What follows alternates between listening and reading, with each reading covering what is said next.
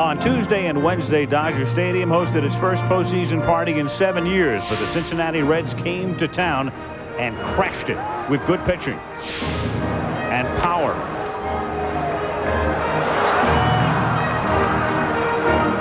And great plays in the field. And speed. Tom Lasorda's agony is proof that the facts cannot be masked. The Dodgers behind Hideo Nomo must win tonight or their season is over.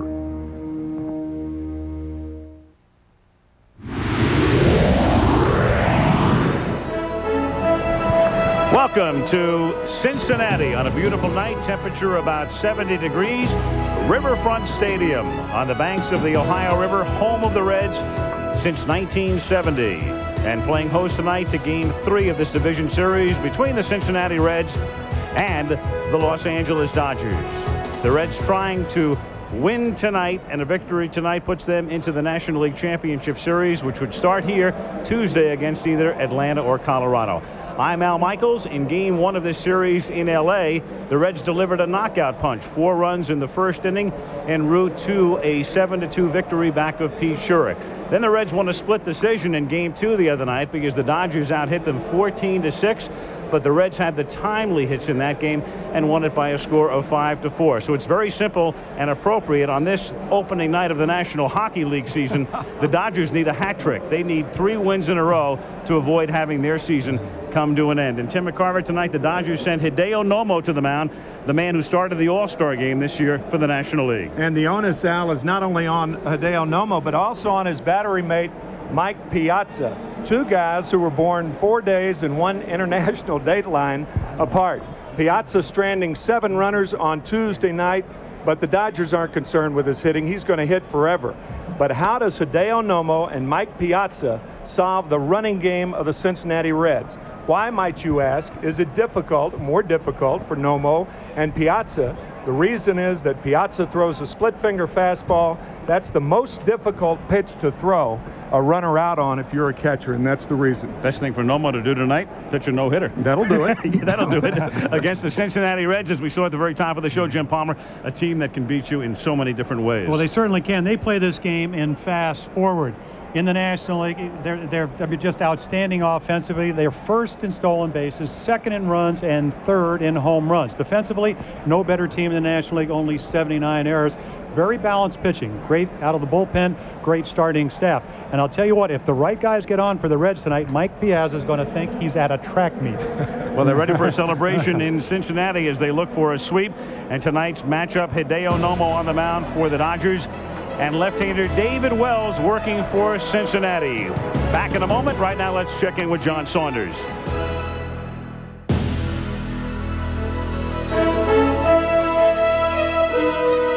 And welcome once again, everyone, to the division series here on ABC. Out to the game in just a moment. It could be a night of clinchings. Each series up 2-0, including John Smoltz and Atlanta. He looks to go 6-0 lifetime against the Rockies, 5-1 lifetime in postseason. Dante Bichette trying to break an 0-for-13 streak against Smoltz. Meanwhile, on Wednesday night, Jim Leyritz hits this game-winning shot in the 15th inning to put the Yankees up 2-0 against the Mariners. Seattle will turn to Randy Johnson. Again, with their season in the balance, they are 27-3 when Johnson starts. In Boston, the heart of their order has gone flat. Mo Vaughn, Jose Canseco, a combined 0-for-20 against Cleveland pitching, and the Red Sox have lost 12 consecutive postseason games. We'll be here all night long to bring you up to date with all the scores and highlights, and your game is coming up in a moment after this ABC News Brief and a word from our ABC stations.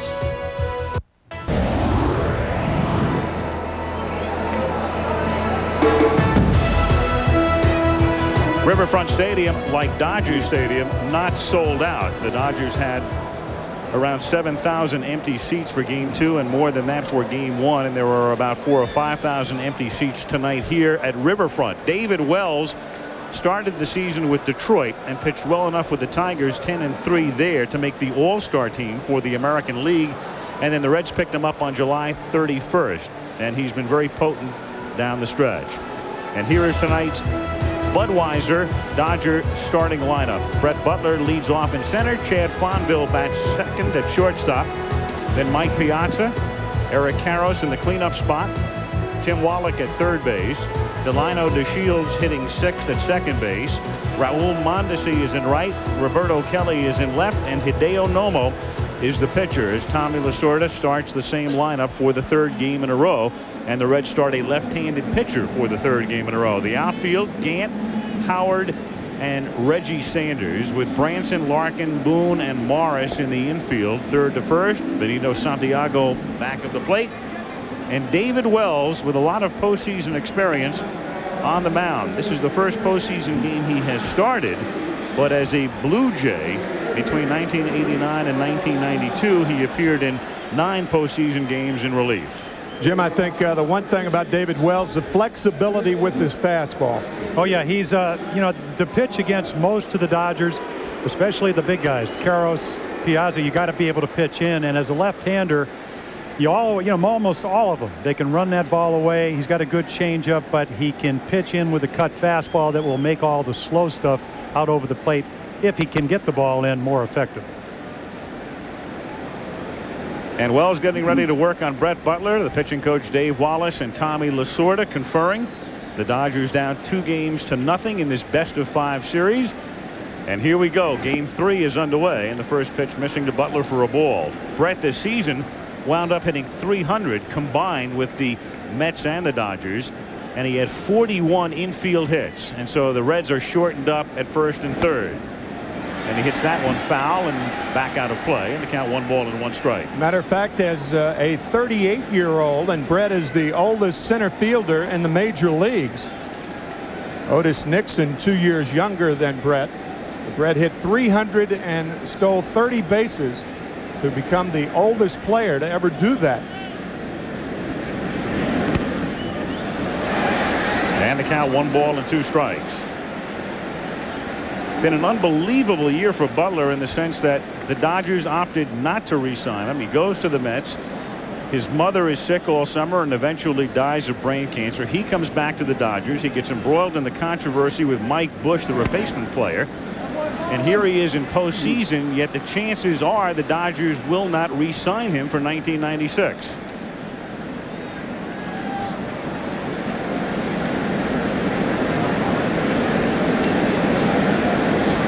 And will the Dodgers re-sign that man for 1996 is the question of the hour.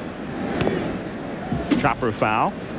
The Dodgers, through the years, of course, and they've only had 2 managers over the last 4 decades, Walt Alston and Tom Lasorda, and for the most part they've operated on 1-year arrangements, Alston throughout his career and Lasorda for much of his, and the question is, will Tommy be back in uniform in 1996? And down goes Butler looking.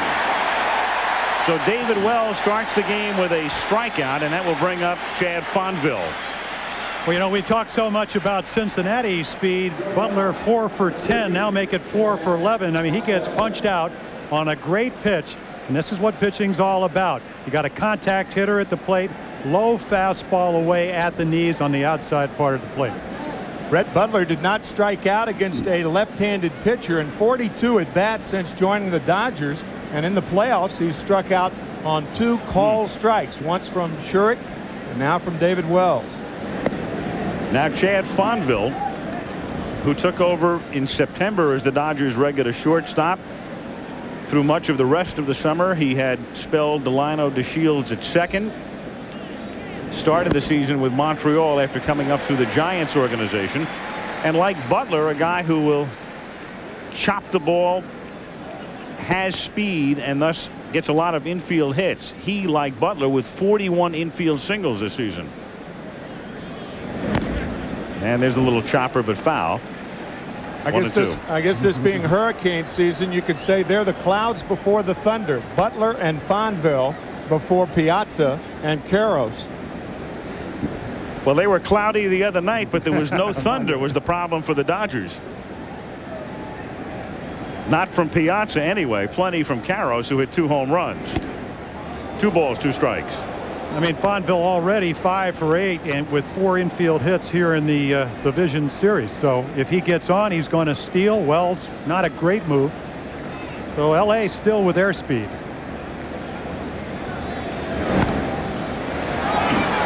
Tries to check his swing, and the count remains 2 balls and 2 strikes.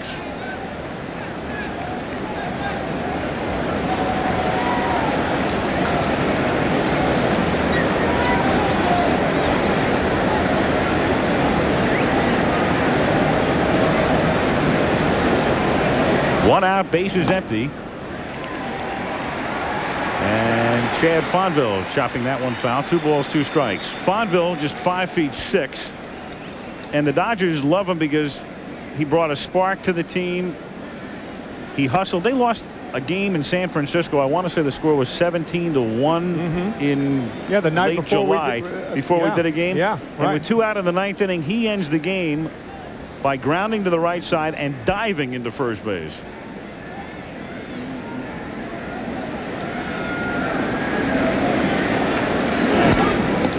And he hits that one on a hop back to the pitcher, and Wells throws him out. Butler and Fonville are gone, and Mike Piazza comes up with 2 out and the bases empty. Well, David Wells, we talked about his move, not a great one, but when you throw the ball and you're a pitcher, you become a defensive player. And with Fonville's speed, if that ball goes by the pitcher and Boone has to circle it behind second base, no chance. That's an infield hit. That's one of the things that the artificial surface makes a pitcher. It's a little more precarious fielding a ball on the rug than it is on grass. 2 out, bases empty, and the pitch missing low and outside, ball 1. And from our perspective, you know, talking about that, Tim, a couple of wet spots on the turf, rain all day long here in Cincinnati yesterday. Well, the ball has a tendency to skid a little bit. And also becomes a factor in the outfield because that ball will kind of hydroplane its way past the outfielders.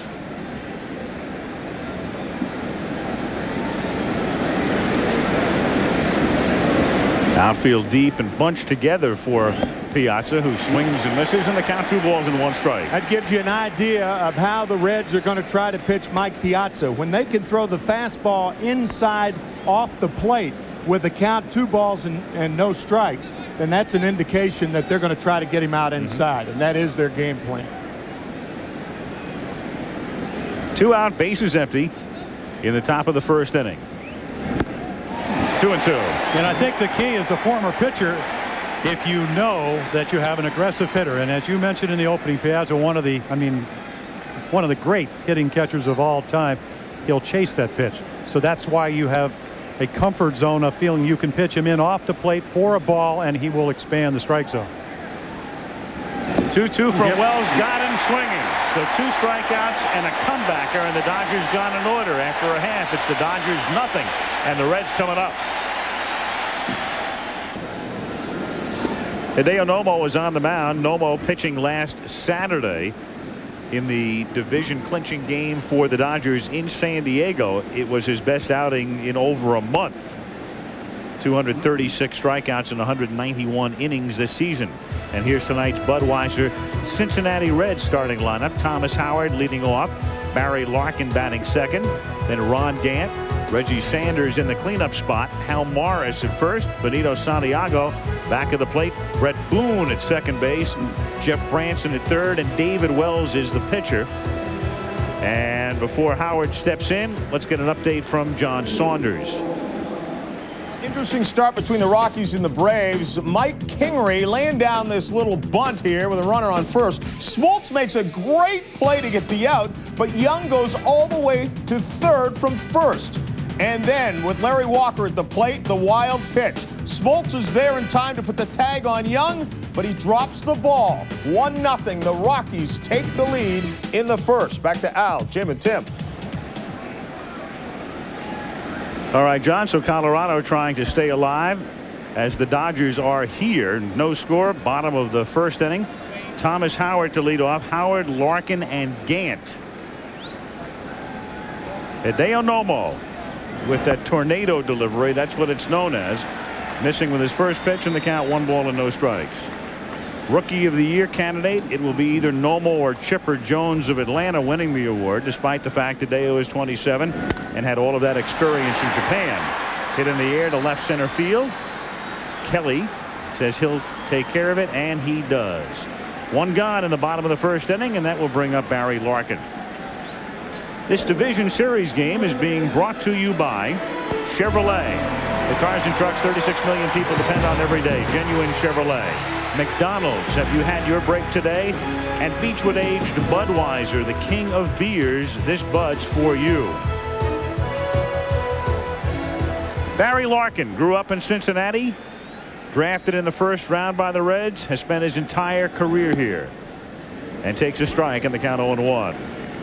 And clearly the most popular of the Reds since the heyday of the Big Red Machine. And you can take your pick as to who was the most popular of the Reds during those years, because there were a few guys. And that's ripped into right center field for a base hit. So the first hit of the game is a solid single to right center by Larkin. And now Barry with a great speed, and we'll see about Nomo and Piazza and what they do with Larkin. I don't think anybody in baseball combines leadership, intelligence, and athleticism any more than Barry Larkin. He rarely will try to hit a ball that the pitcher doesn't allow him to hit. He will not try to hit the ball on the outside part. He won't try to pull it. He'll only take what the pitcher gives him. Larkin 51 steals and caught only 5 times. And Nomo with a token toss to first base. I think an important thing for people watching at home is that Nomo, they attempted to steal 34 times, successful 29. Larkin, as you just mentioned, 51, only caught 5 times. And he's got a huge lead. And he goes, and the pitch is up and in, and the throw is right there, but not in time. Piazza threw a bullet down to second, and it was right there, but Larkin, after Jim had just said he had that huge lead, got a very good jump, and he steals this one on Nomo. See, he knows he can steal because they have timed Nomo. He's about 1.3 to 1.5 seconds. So even if Mike Piazza does everything properly, tough pitch to throw on because he has to reach back, but it was a fastball, perfect throw, he's still safe. Harry Wendelstedt, the second base umpire, right there to call it. And the count 1 ball and no strikes on Gant. And a little toss back to DeShields. Well, the one thing you have to do from a catcher's standpoint, that's 7 stolen bases for the Cincinnati Reds. You have to resist the temptation to call for too many fastballs to try to get the runners, because the Reds have a lot of fastball hitters. Therein lies the problem with their running game and power game. That's what Jim was talking about before the game.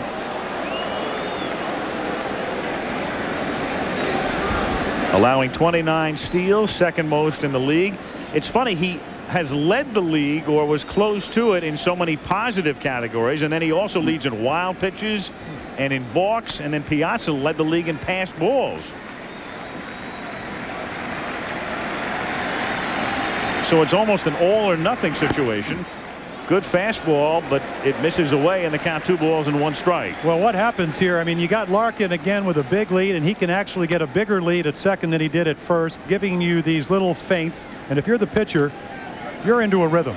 And especially Nomo. He doesn't slide step. He hasn't really had to do this. I don't know if they didn't run in Japan or what the case is, but he is very, very slow to the plate. Meanwhile, DeShields is almost holding him on at second, and then he backpedals as the pitch comes in, and it's ripped to center, but Butler is there and makes the catch, and Larkin gets back to second.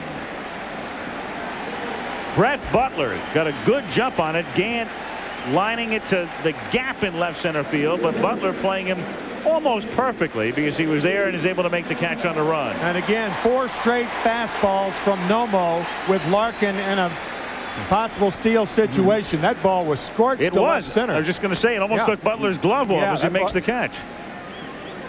Like a rising fastball on Brett Butler. Well, we had 2 rising fastballs, the one to the plate and the one out in left center. But you don't make that play, and again, that ball was scorched, as you said, unless you defense him properly. Playing him around to left center field, as you should. And there's that 4-seam rising, supposedly rising fastball we talked about.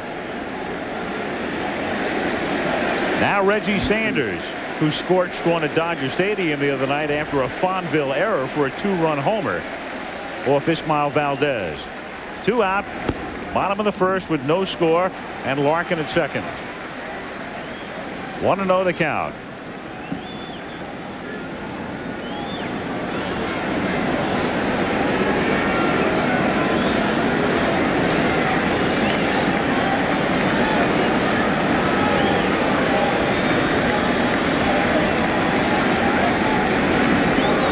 This can really be a distraction to a hitter. It shouldn't be. Oh, you're right.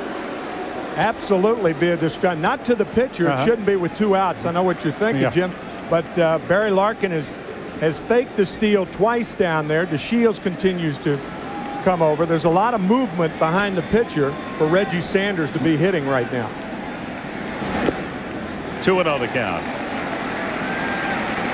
Double movement that time as the pitcher's delivered.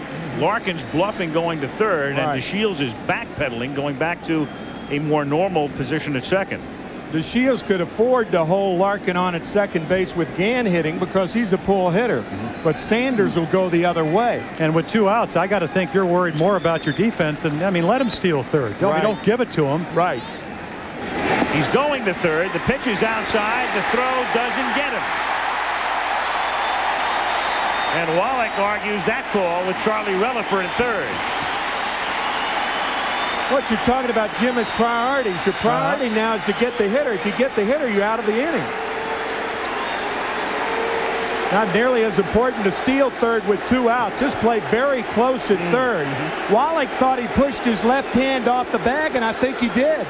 Look at the knee come down on the left arm. Then he made the tag before the right hand was in at third. I think Wallach had a good call right there. Watch his knee push the left arm off the bag.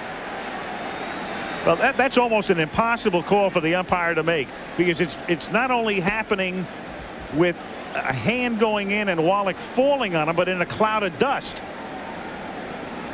See how that leg pushes the left arm on? It's a very difficult play to make, but if he calls him out, I don't think Cincinnati has a complaint. 3 balls, no strikes the count. Hal Morris is on deck. And he gets the green light, and the count is 3-1. I mean, the point is, nobody in the National League had a better lowest batting average against, even Greg Maddux. So Nomo's got to worry about the hitter. I mean, a tough right-handed hitter. They hit 182. Right-handers hit, what, 168. But the combined lefties are, what, 199. So don't worry about Larkin. With 2 outs, get the hitter. And he's a tough hitter. 2 out, Larkin at third, and the count now 3-2. Interesting, he has not thrown a splitter yet. All fastballs. Now go back to those 19 wild pitches. Most of them came on the splitter, because that's a ball that you want to go down. But you got to trust your catcher. Thank you. You have to really have a lot of faith in your catcher in this situation with a runner at third. 3 balls, 2 strikes. Fastball inside.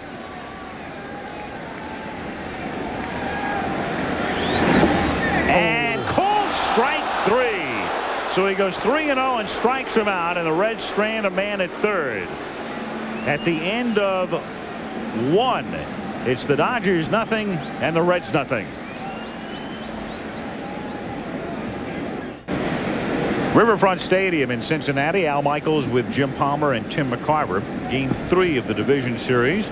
Reds winning 2 at Dodger Stadium and trying to wrap up this series and advance to the National League Championship Series. No score. Second inning. Eric Karros hit 2 home runs in Game 2, including a 2-run shot in the 9th inning, but the Dodgers had yielded 2 in the top of the inning and wound up losing 5-4. Karros, a tremendous season. He's had the type of year in which he could win the Most Valuable Player award, but probably won't. And that's ripped into left field for a base hit and maybe more. Backhanded near the track by Gant, and Ronnie with a nice play to hold him to a long single. Well, no Dodger hotter in September than Karros. 7 home runs, 23 RBIs, and when you don't make a good pitch, if you're David Wells, you got to expect this. Trying to get in. We talked about the defense for Cincinnati, that is a double unless you have a guy like Ron Gant that not only can hit home runs but can flag down those balls that are destined for the walls. Interesting that Piazza and Caros similar hitters, but you can get in on Piazza, not on Caros. Now Tim Wallach fouls it back. You know, I mentioned that Caros probably won't win the MVP award. One of the reasons is a lot of the voters will cast their ballots for Piazza, or at least put Piazza, his teammate, higher than Eric. That's one of the negatives to having a teammate who has a similar season.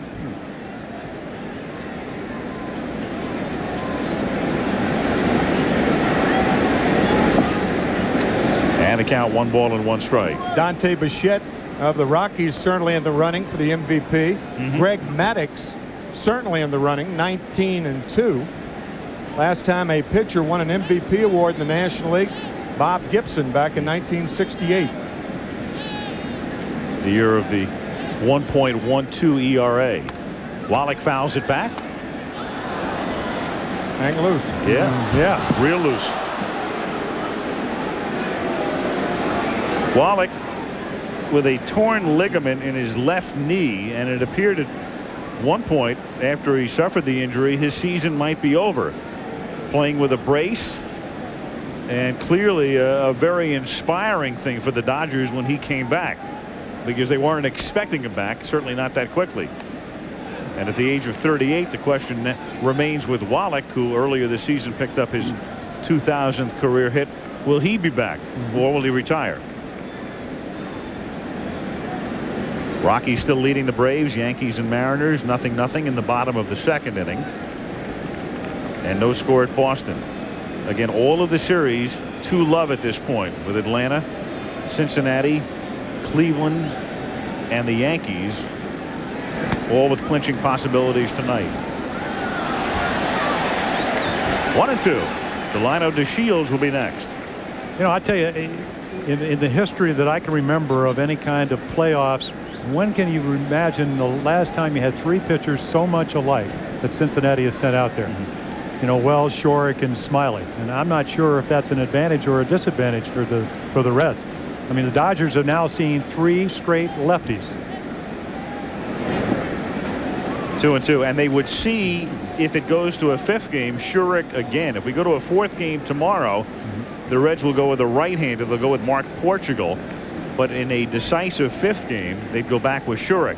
The Dodgers, meanwhile, tomorrow night, I would look for Ramon Martinez if they keep the series alive on 3 days rest. Tommy Lasorda saying before the game that it depends on how he feels. But he didn't throw but about 80 pitches his first time out. Wallach lifts it foul, and the count remains 2-2. Yeah, Tommy also talking about the fact that everybody is in the bullpen tonight. They have to, as we know, they have to win tonight to play tomorrow. Yep. The 4th game tomorrow would come your way at 7 o'clock Eastern and 4 o'clock Pacific, an hour earlier Saturday and Sunday. No score, 2nd inning, 2 balls, 2 strikes the count on Wallach. Caros at first base. And there's a little chopper towards second. Boone throws in the dirt and scooped out by Morris at first base. And a lot of the things the Reds do won't show up in numbers, but clearly a case right there why they have the best defense in the league, as Boone throws one in the dirt. Morris nearly gets handcuffed, but scoops it out for a big out. Boone, go ahead, Jim. No, that's right. Well, on the run, and again, you know, we saw some plays in games 2 where they made good plays, but somebody picks them up. Talked about 79 errors. That's number 80 on the year, unless Hal Morris does his job at first base. Very, very soft hands over at first with Hal Morris. Similar play that Benito Santiago made at home plate the other night in the 7th inning to save a run. DeShields takes in the dirt. Now, don't say it was number 80 because Steve Hurt will have a heart attack. It's very important to note that postseason stats have nothing to do with regular season stats. A lot of people make the mistake of saying that's his 27th home run after he hits 26 in the regular season. Has nothing to do with that. I take it back. I apologize. Right. I'm sorry.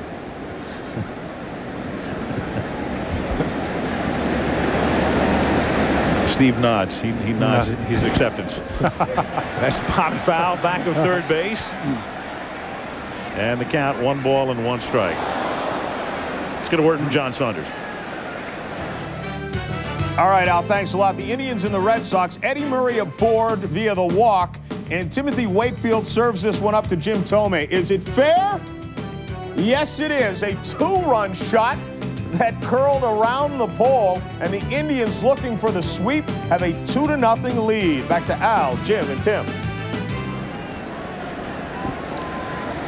All right, thank you, John. 1 ball and 1 strike.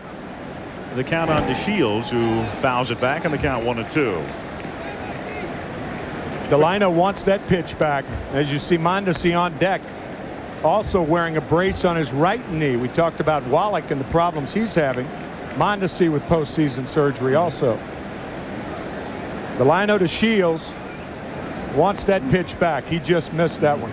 I mean, when you got a pitcher that's hold left-handers to 218 during the season and a hitter at the plate that hit around 211 off lefties, you don't get that belt-high pitch and not want it back. Good pitch to hit, and he missed it.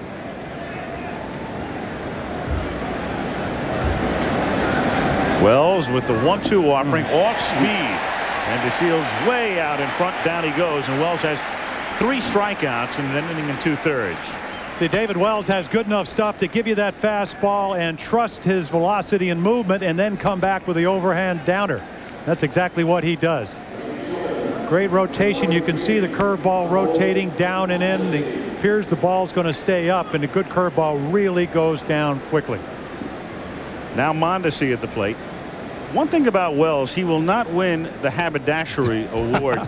You know, when David pitched with Toronto and Detroit, his shirt was always hanging out, and he was always full of mud. And tonight, I don't know where that hat's been, but I guess it's been in a, and there's the tattoo as well. I mean, he's the whole package, isn't he? Well, he took off the earring. I said, where's the earring? You know, he had that for years. He said Sparky didn't like it, and Marge doesn't like it. Well, if Paul Tagliabue were the commissioner of baseball, he'd automatically be fined $1,000 for the hat. We know that the fashion police would be out in force. Well, you talked about postseason errors not being the same as seasonal errors. Obviously, that doesn't go for hats because he's wearing the same one he wore during the season. Maybe Shotzi too got a hold of that hat. Mm-hmm. Be a different color if he yes, did. It would be. That's line down the left field line and foul. And the count, no balls and 2 strikes. Well, you know, Lasorda always talks about bleeding Dodger blue. Maybe David Wells is bleeding Cincinnati Red. I mean, it's all over that hat. Tommy Lasorda at the age of 68. Brett Butler at the age of 38. I tell you what, you know that ball, what, about 1.5 foot from being a double. Yeah. Tommy's going, when are we going to get a break? I mean, he's one of those guys. If you want to think positive, you don't want to sit next to him in the dugout. Only if things are going good. Tommy has every reason to think positively now, since his daughter Laura presented him with his first grandchild last Monday. Emily Tess, T-E-S-S, and her last name is the first initial of all of Tommy's brothers. Watching in Norristown, Pennsylvania tonight. That's where Tommy is from, and still with a lot of ties to Norristown as Mondesi lays off and the pitch just missing. 1 ball, 2 strikes the count. With Wells coming over, one of the reasons the Reds and general manager Jim Bowden acquired Wells was looking ahead to postseason play, not necessarily to face the Dodgers, but to face the Braves and to neutralize their left-handed hitters. And they hope that'll be the case beginning Tuesday.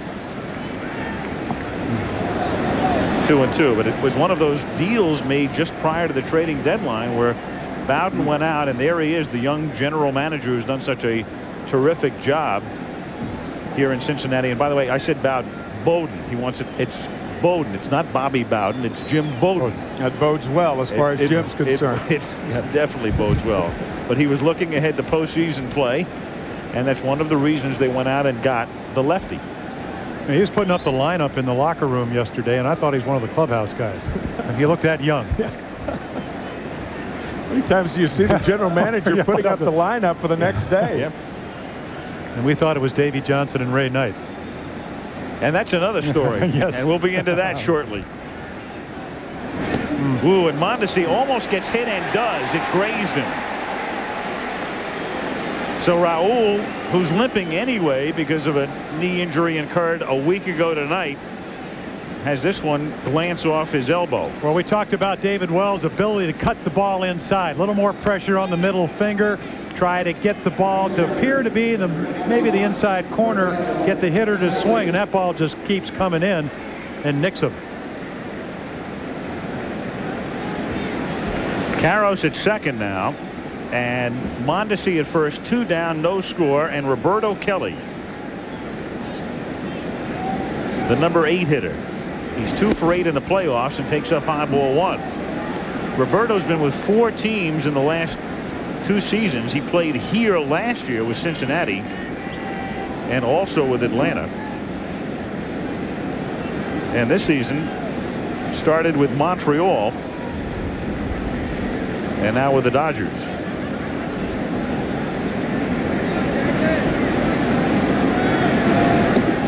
Kelly's got a lot of friends in postseason play. When you look at it, he played with the Yankees, then he went to the Reds, and then the Braves, and now with the Dodgers. All his rowdy friends playing in October. And Tommy Lasorda would like to have him do here with 2 outs what he did all year, which is hitting the clutch. 326 with runners in scoring position. Dodgers in the first 2 games only 3 for 15. You want to change the complexion of this series? Start getting 2-out hits and base hits with runners in scoring position. Very odd for him to be taking, as you see Nomo on deck. Roberto Kelly has walked only 10 times unintentionally this year. That's an over 400 at bats. I wouldn't throw him a strike here. I don't think he intends to. Caros at second and Mondesi at first with 2 down. 1 ball, 2 strikes the count. 2 strikes, 2 outs. All Caros is trying to do is get off the base, and on contact he's gone. A lot of times you'll see the third base coach flash 2 and 2 to the runner on second. That's 2 strikes, 2 outs. Get the extra step. Kelly very proficient in these situations at .333 during the regular season. And he breaks his bat and pops it up in foul ground, and Morris is there. And the Dodgers leave 2 in the second at the end of an inning and a half at Riverfront. It's the Dodgers nothing, the Reds nothing. Riverfront Stadium in Cincinnati, no score. The Dodgers threatened in the top of the second inning, but Kelly fouled out to end the threat. And now the Reds come up in the bottom of the second inning. They are 5, 6, and 7 hitters. Hal Morris, Benito Santiago, and Brett Boone.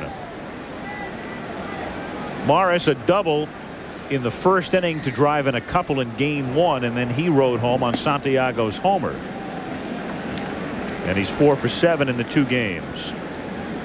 Rockies leading in the 3rd at Atlanta. Back of Billy Swift, Yanks and Mariners at the Kingdome, no score. And the Indians leading 2-0 on the 2-run homer by Tomei at Fenway. Nobody dances around in the box more than Hal Morris. Jim and I were talking to Hal. We didn't know the origin of that last night, or at least I didn't. And he was telling us that Lou Piniella, when he was a minor league hitting instructor for the New York Yankees, Hal was in Columbus, and that's where he started movement in the box, and that was to generate more power. And certainly he's done that. In those days, he said he was a singles hitter. Lou wanted for him to generate more power, and he's certainly done that with that much movement. That's a lot of movement for a hitter. In the air to right field, and Mondesi comes in and appeared for a moment to have trouble with it, but stays with it to make the catch. Raul has a tremendous arm, but because of the knee problem, his mobility has been severely hampered in the first 2 games in the series. There's Hal, and I'll tell you what, if you look at this, and when we talked about Lou Piniella, the next year after he made the change, he hit 17 home runs at the minor league level, 3 the year before. And in the series, that 2-run double with 2 outs in the first inning really set the tone. And then Santiago backed him up with a 2-run shot. 4 runs in the first, and they were off to the races. Yeah, that double was the other way. Yes, too. it was. 2 strikes, 2 outs. Key double. Set the tone for this series. Benito Santiago's had some good years, but this is the first time he's been in postseason play. We talk a little bit about Hideo Nomo. Talked about the 11 strikeouts against San Diego, but previous to that, his velocity was down 10 to 12 miles per hour. Tired arm, split middle fingernail on his pitching hand. I think Bobby Bonds, who's obviously the father of Barry, you can look there, that was a forkball or splitter, so maybe that's why the velocity was down. But he said, yeah, Nomo's deceptive. Yes, we haven't really seen him, but he is substance. Great location with a fastball, an unhittable forkball because you can't pick it up when he's on. 2-1 is in there. Yeah. That was the forkball right there, and it's 2-2.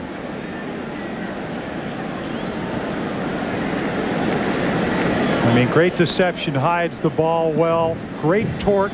This is where he gets his arm speed, shoulder tucked in, and then you can just see that ball tumble. And that's ripped to left, but foul. 2-2. Everybody talks about how a pitcher should keep his eye on the target.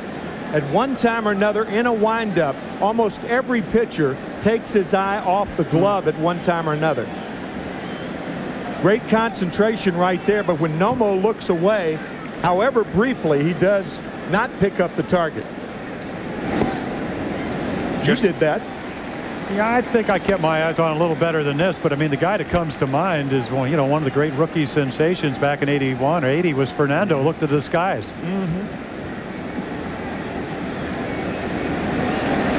So he knows where it is right now, but let's take a look to left.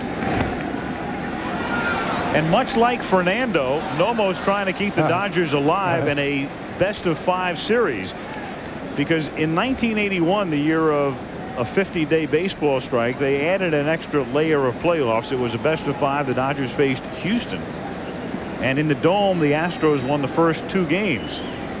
But then the Dodgers came back and won the next 3 and went on to win the World Series. And down to first base goes Benito Santiago as Nomo loses him. 1 out, 1 on. John Saunders.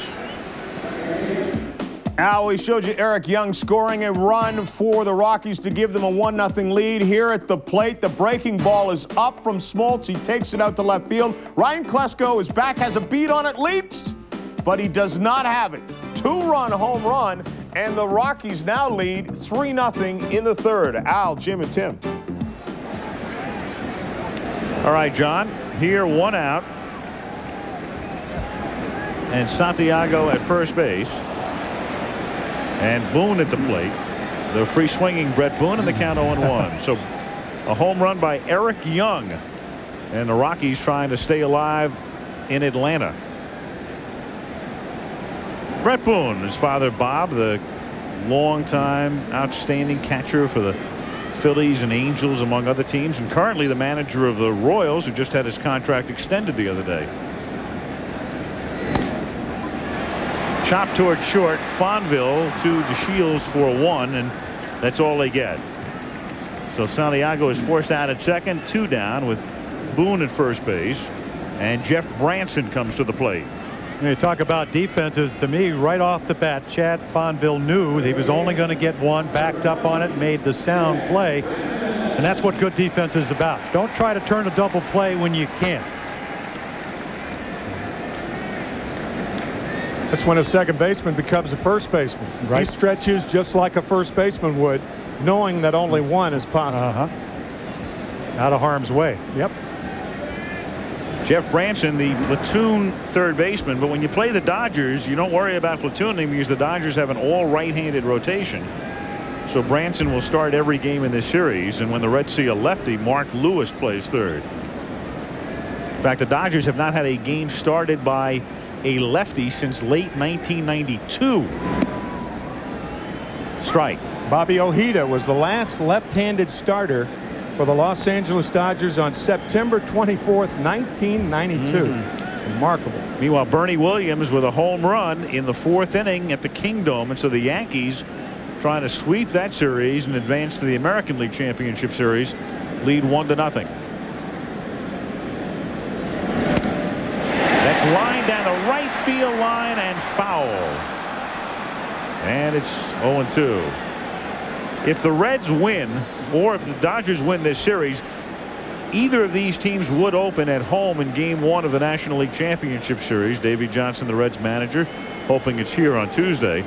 In the American League, if the Yankees win that series, they have to open on the road.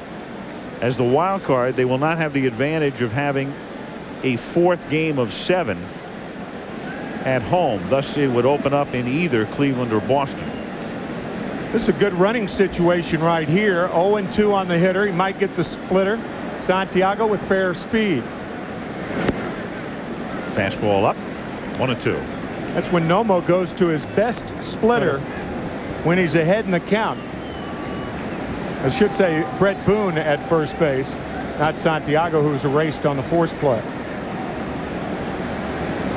1 ball, 2 strikes, 2 out. No score in the second. 2-2. You know, after seeing Nomo pitch that one hitter in San Francisco, game that we did up there at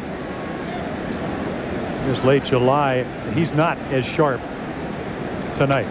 Splitter not splitting as much. Doesn't look like he has the same velocity. And on that night, I can tell you what, he ran that fastball in. The catcher moved away. He would hit Piazza's target. There goes Boone. The pitch is low. The throw is also low and not in time. 3 stolen bases in the first 2 innings now for Cincinnati. Now, Timmy, you said good running situation, but don't you think Lasorda is going to pitch around Branson right here as we take a look at the jump and go to the pitcher Wells? If he does, that'll be fine. Then you have Thomas Howard leading off the 3rd inning. That's fine. If they pitch to him, then you've got Branson hitting with a man in scoring position. So it works in the Reds' favor either way, the way I see it. He got the pitch on which to run. That was a splitter in the dirt. Tough pitch for Piazza to handle. The Reds now have 9 stolen bases in this series, and they have not been caught. And they are going to walk him, or at least Piazza sets up for the intentional walk. So with the count 3 balls and 2 strikes, they decide to walk Branson. And again, as was just pointed out, at worst, if Wells goes out, you start the 3rd inning with the top of the order instead of with the pitcher. You know, the odds are that Branson, who would have to hit an extra base hit or get an extra base hit to drive in the runner from first. I mean, you're playing the percentages, and I think that was a good running situation for Davey Johnson.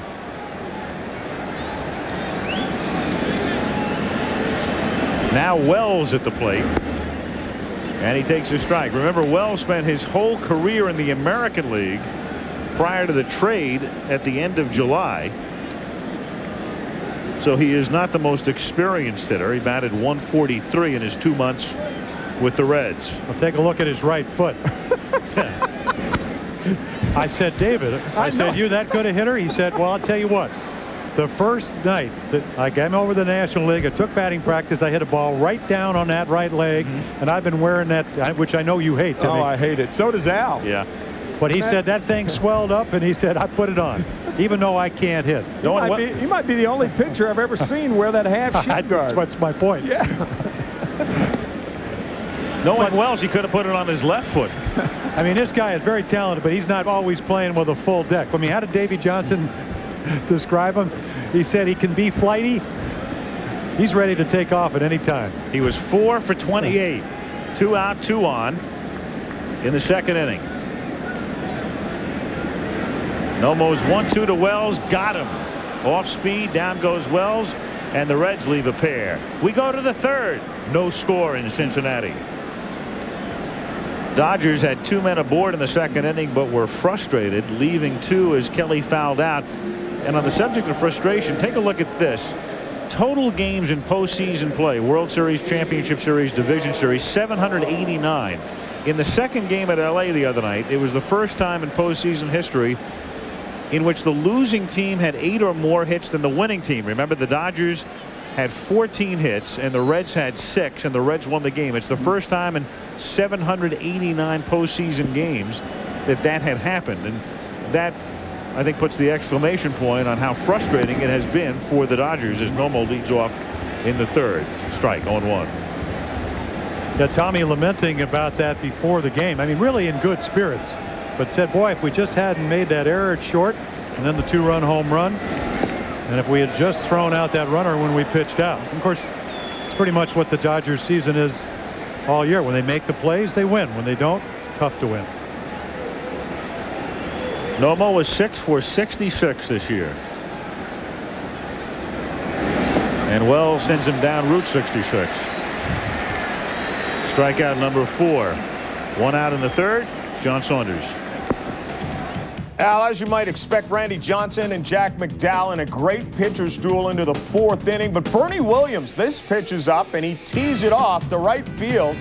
The opposite field home run gives the Yankees a 1-0 lead. That's where it stands now in the 4th. Back to Al, Tim, and Jim. And at Riverfront, John, 1 out in the 3rd inning with the bases empty. Brett Butler struck out in the 1st. And Wells starts him with a strike, 0-1. And all you got to do is look at Cincinnati's defense, and you can tell that this guy not only got all those infield hits, 40 plus, but 19 bunt base hits. So you play and you make him hit the ball by you. Morris and Branson both in short at 1st and 3rd, and the count, no balls and 2 strikes. 3-0 Rockies in the bottom of the 3rd. Yankees on that Bernie Williams home run leading, and the Indians trying to stay alive, leading 3-0 at Fenway. Not only trying to stay alive, trying to knock the Red Sox off in 3 and advance to the American League Championship Series. No balls, 2 strikes to count. Davey Johnson, he is gone at the end of the season. It doesn't matter what happens. He can win the World Series. He can sweep the World Series. And I guess that's appropriate. As he goes out of view there, he'll be out of view when this postseason is over. Ray Knight, the 3rd base coach and the assistant manager, that's his title, will manage the Reds next year. Why? Because Marge Schott, the owner of the team, and there's a shot of Schott, just likes Ray more than Davey. I mean, that's how you crystallize it. Hit foul. You caught a glimpse of Ray Knight. Johnson came in here. Remember, Schott had been suspended in 1993. And as you look at Ray Knight next to pitching coach Don Gullett,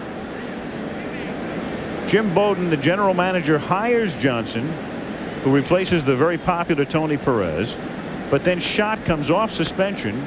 Johnson hires Knight. Schott loves Knight. And before this season begins, Bowden goes to Davey Johnson and says, and there is Jim Bowden, you can come back, but only for 1 year. And Davey could have said, you know, take this job and shove it, but he didn't. He said it was an opportunity for me, and he is prepared to live with it.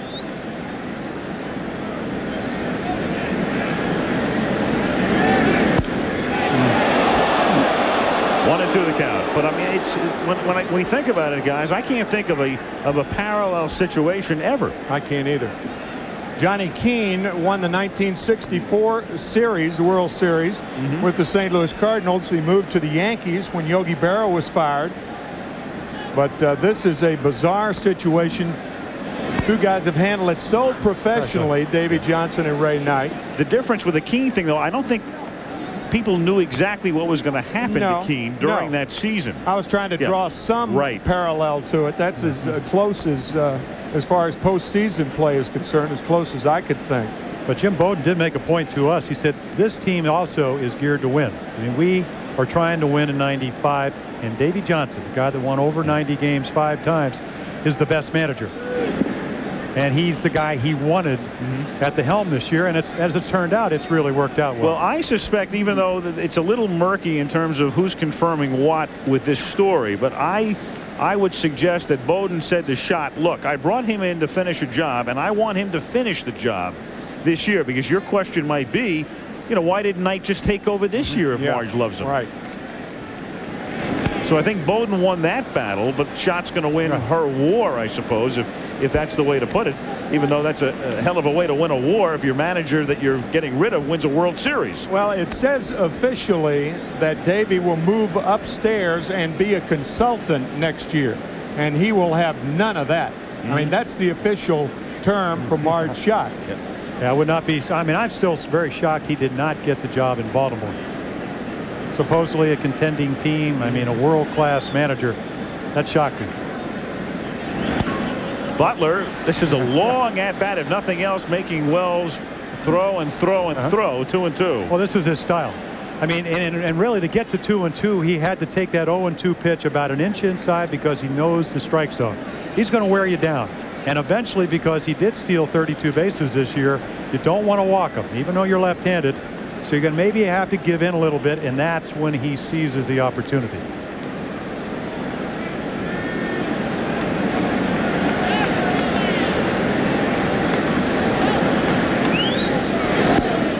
And that's ball 3, so the count is full. Great at bat by Butler. That's 11 pitches now that Wells has thrown. This will be the 12th pitch he's thrown to Brett Butler. There is nothing more annoying if you're a pitcher than to have a hitter at the plate that makes you throw the ball over, because that's not the way you want to do it. You want to throw enough strikes to get him to swing at balls, and Butler to this point hasn't done that. You saw Fonville, who's been on deck for 20 minutes, and that's pitch number 12 that winds up back in the seats.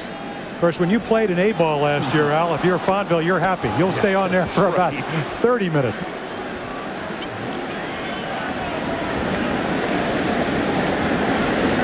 One out, bases empty, third inning at Riverfront. The Dodgers and Reds scoreless.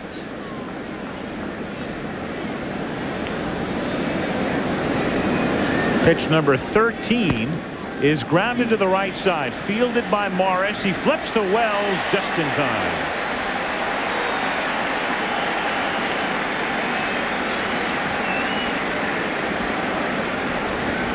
Two gone now in the third inning, and it will bring up Fonville. Yeah, I don't care how many times during spring training you tell everybody on a ball hit to the right side, get over there. If your immediate reaction is not to get over there in a hurry with a fast runner, because you can see Morris knows he can't get there, and he just barely beats him. In fact, I don't even think he tagged the bag. He may have tagged Butler, but he didn't tag the bag. And he ran right over the top of the bag. Left-handed pitchers, it's always more difficult for left-handers to cover first, because after their windup, they go toward third base. But he did touch Butler, but missed the bag. There's a situation that had Brett slid, he may knock the legs out from under Wells, but that's the only way it'd have been safe. Well, he could have certainly hurt David right there. Yeah. Two out, bases empty. The Dodgers have hit just one ball out of the infield. That was a scorched single by Karros leading off in the second. Wells hasn't walked anybody. He's hit a batter, and he has struck out 4.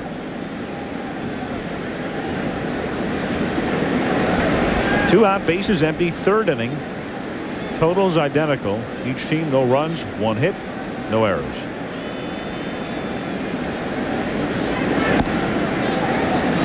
Two and 0. Fonville, and there they are, the 1 and 2 hitters for the Dodgers, leading the league in infield hits by a mile, because you have to go down to Brian Hunter at 27 to find number 3. Darren Lewis, who is now a reserve outfielder for the Reds, who had been playing regularly, at 26, the former Giant. 2 and 1.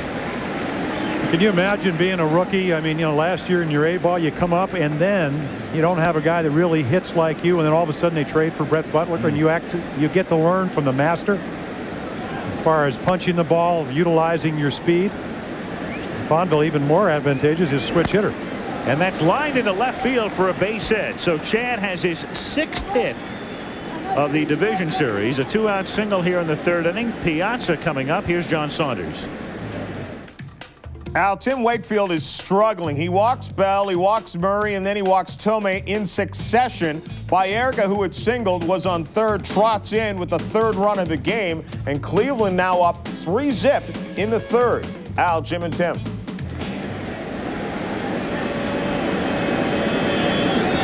So the Indians hoping for a couple of days off, and then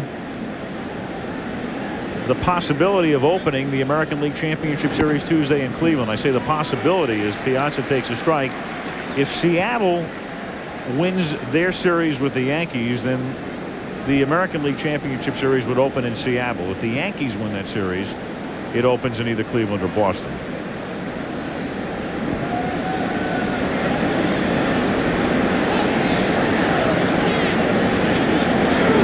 That's ripped ripped into left field and down into the corner, and Ron Gant will have to play it off the fence, and he juggles it, and that means Amalfitano can wave Fonville home, and he's no signal yet. He hasn't touched home plate yet, and he's out because he went by the plate, and Joe West didn't make the call because he hadn't touched the plate. He had missed the tag, and if Fonville had known that the call hadn't been made, he could have gotten up and gotten back to the plate. Instead, he's out.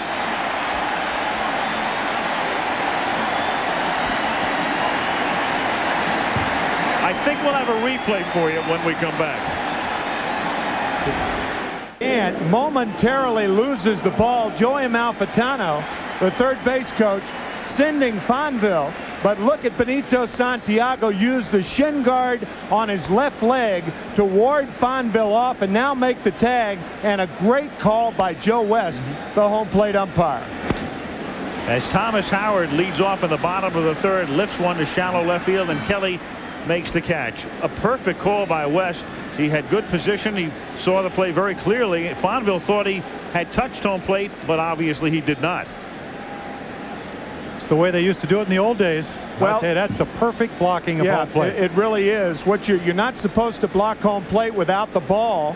That's a very, very close call because Santiago didn't have the ball before Fonville got there, but the ball was arriving, and he uses that left shin guard beautifully to ward Fonville off the plate and then go back and make the tag. And then you saw Benito looking out to see Piazza at second base and what he was doing, and then they're yelling at him, turn around and make the tag, which he does, because there's no way he can see him missing home plate as Larkin signals into center field. So Barry has both the Reds hits. A one-out single here in the third.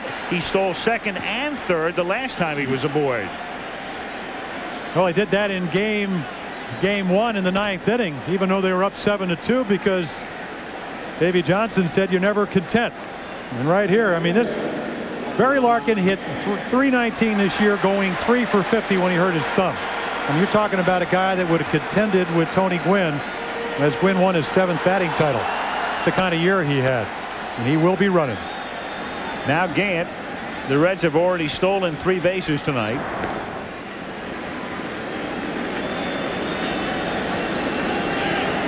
It's almost insult to injury because Nomo not only gives up a lot of steals, he led the league in balks as well. With 5.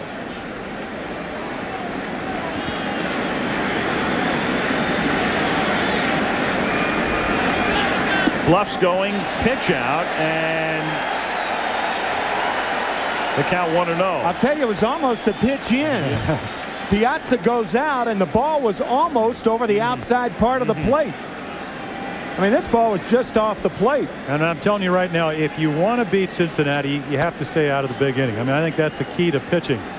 And to start pitching out and to worrying so much about Larkin going into the middle of their lineup is definitely a no-no. They get you either way. Oh, yes, they do. Sure. So you pitch out, you hurry your wind-up, you hurry your delivery, and all of a sudden you get 2-0 to a guy like Gant with one swing. He had 29 dingers this year, can make it 2-0. Larkin gets on. I mean, it's just too late. He's going to steal. In the air to deep left field, 2-0 Cincinnati.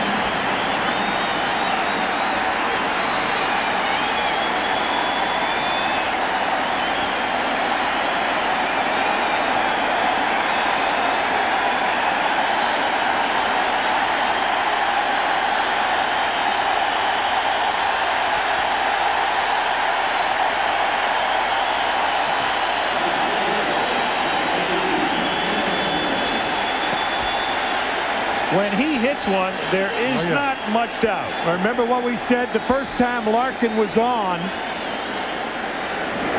Back in the first inning as Reggie Sanders swings at the splitter. A catcher must resist the temptation to call for the fastball, especially to a hitter like Ron Gant. And as Jim said at the beginning, if they don't get you running, they'll get you in the power department. That was the reaction of the first base coach, Joel Youngblood. And that's grounded foul on the count. No balls and 2 strikes on Reggie Sanders. I mean, a lot of credit could be given to Barry Larkin not running in that situation and giving Gant a chance to swing the bat, as he did. But the threat of him running, the pitch out behind, right. Yep. You hurry your windup, you make, I mean, one of the great fastball hitters, both Larkin and Gant, and you pay the price, 2-0. And as the Reds take the lead here and seek a sweep, the Braves catch the Rockies and tie that game in Atlanta 3-3.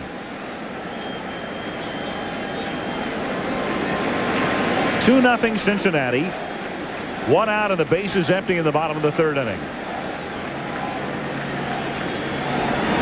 Off speed, check swing. No. Yes. He said yes. Terry Tata apparently said he came around. Looked like he went too far to me. Yeah, clearly a And what was the pitch? Splitter. Tata with sort of a mysterious gesture at first base, which for a moment was interpreted as no swing, and down he goes instead.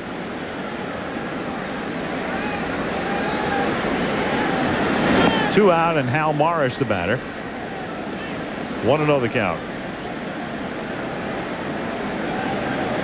Morris flied out in the 2nd inning. Hal is 4 for 8 in this series. 1-1. Hal Morris. Well, let's take a look at. Steve Hurt came up with an idea, 2 of a kind, to give you an idea as to certain players and who they are representative of in terms of other players of other eras at certain points in their career. Frank McCormick, the old Reds first baseman, years ago, at his point in his career, similar numbers to Morris.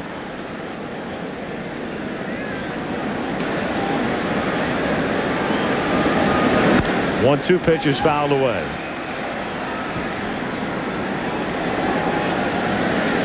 Tino Martinez, a 2-run homer in the 5th inning, and the Mariners under the Kingdome now lead the Yankees 2-1.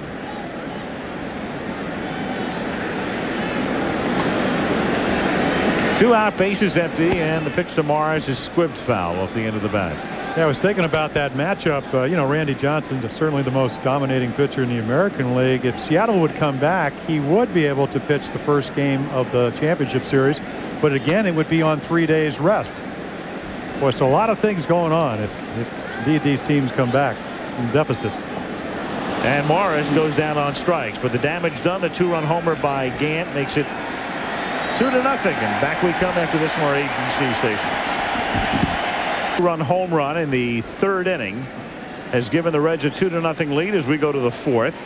And Eric Karros to lead off. Karros with a 2nd inning leadoff single, and leads off the 4th inning by hitting one into the right field corner, and Sanders was there but couldn't make the play, and Karros will wind up at 2nd. And so the Dodgers finally get a break in what has been a series of immense frustration. Well, almost a great running play. Now Karros pulls the first time up. This time he slices the ball with the spin left to right out of his glove after a long running attempt. And I'll tell you what, on AstroTurf, hard surface, tough to keep those eyes from bouncing, especially when you got to go all out into the corner. Yeah, but that's a ball normally Sanders sucks up easily. Error on the right field, the first error of the game, or the first error not only of the game but of the series against Cincinnati. Now Tim Wallach at the plate, and he grounds it to 3rd. Branson looks the runner back, and on one pitch he's gone for the first out in the 4th inning. This division series game is being brought to you by Smooth Bush Beer and Easy Drinking Bush Light, Texaco, Haviland Formula 3 Motor Oil, and Buick and your local Buick dealers. Remember, Buick, the new symbol for quality. in America.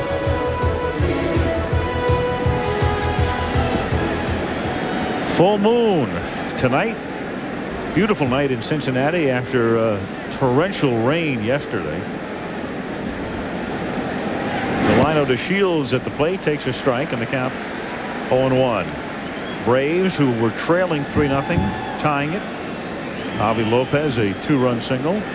Tino Martinez's home run has given the Mariners the lead in Seattle over the Yankees, and the Indians lead 3-0 at Fenway in the bottom of the 4th inning. 0-2. DeShields was having his troubles earlier this year. In fact, he was moaning about the injuries that he'd sustained and the possibility of retirement, and then Fonville got the chance to play at second, and then DeShields came back and Offerman went south and they moved Fonville over. Delino came on at the end. Delino DeShields coming to the Dodgers for one of the best young right-handers in the game, Pedro Martinez. 14-10 this year for Montreal.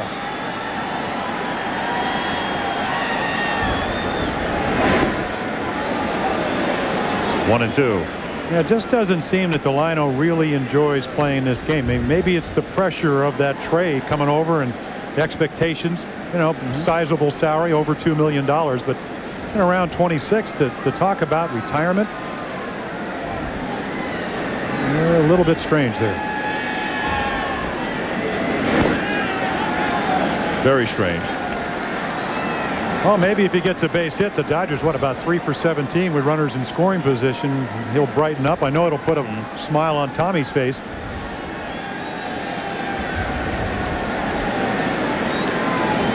But a lot of skills. You know, they thought he'd come over, hit for a decent average, 280, 290, steal a bunch of bases. There's Tommy. Good range at second base. Not the softest of hands, but speed to get to balls. And he goes down swinging as David Wells strikes DeShields out for the second time, and that's 5 strikeouts now for the Reds left-hander. It will bring up Raul Mondesi. Monday Night Football this Monday comes your way from Arrowhead Stadium in Kansas City. The San Diego Chargers 3-2 trying to rebound after they lost to Pittsburgh last week, and the Kansas City Chiefs, and that's Steve Bono in your picture there, who scored on that bootleg against Arizona last week with no Cardinal in the picture. The Chiefs 4-1. Chargers and Chiefs on Monday Night Football. What did he go, about 83 yards or something? 70. I thought it was 76, I think. Well, I can only do one sport at a time. Here, hold on. It's hit in the air to shallow center field, and it will drop in for a base hit. Karros will come in to score, and so the Dodgers get an unearned run here in the 4th inning. A looping single off the bat of Mondesi, and that makes it 2-1 Cincinnati.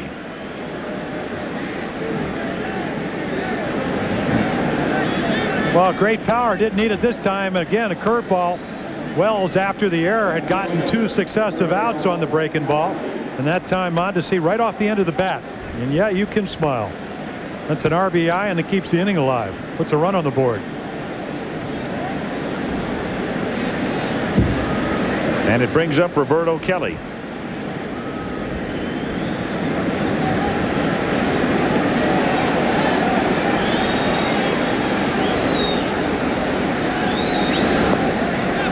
Oh, and 1 the count.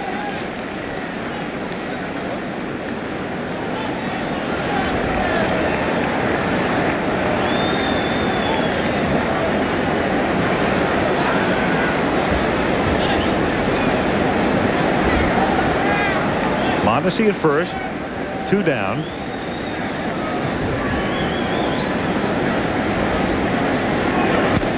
And that's grounded to the hole, and that's a base hit. Now remember, Mondesi has the gimpy knee and has to stop at second base. Raul, quick, good base runner normally, but under these circumstances, it's one station at a time, despite the smile. So Kelly with a single, and now Lasorda is in a situation where it's too early in the game, and he's kind of trapped. The other night, he got into a situation, I believe, in the 6th inning where you might or might not have hit for Ismael Valdez in a tie game. He opted to let him hit, and Valdez went out and the inning was over. Here in the 4th inning, though, you have to let Nomo bat. If it's the 6th, you pinch hit for Nomo. Maybe even the 5th, but not in the 4th. And here is your big difference, American and National Leagues. No pitchers sitting over there in the American League with that DH. Outfield very shallow with Nomo hitting, and with Mondesi with that bad leg, it will be difficult for him to score if Nomo hits a ball hard at one of the outfielders. Nomo, an .091 hitter during the regular season, takes a strike. He was 6 for 66. Again, going back to that one hitter we did up in San Francisco, got 2 hits in his first RBI. Yeah. Mondesi at second. Kelly at first. No balls, 1 strike to count. 0-2. Say that curveball does drop off the table. You call it a yacker, they call it the yellow hammer, and they say a good curveball just appears like it gets up to that table and just drops off. And Wells has to work on him like he's a cleanup hitter in this situation. 1-run game, 2 men aboard. And the 0-2 is low. 1 ball, 2 strikes.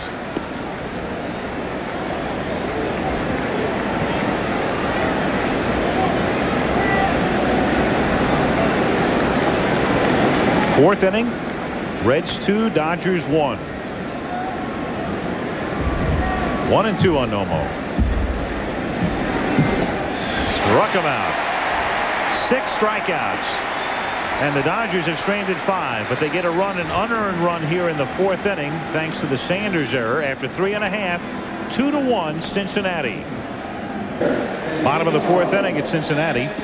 Reds 2, Dodgers 1. And Benito Santiago to lead off for the Reds. He'll be followed by Brett Boone and Jeff Branson.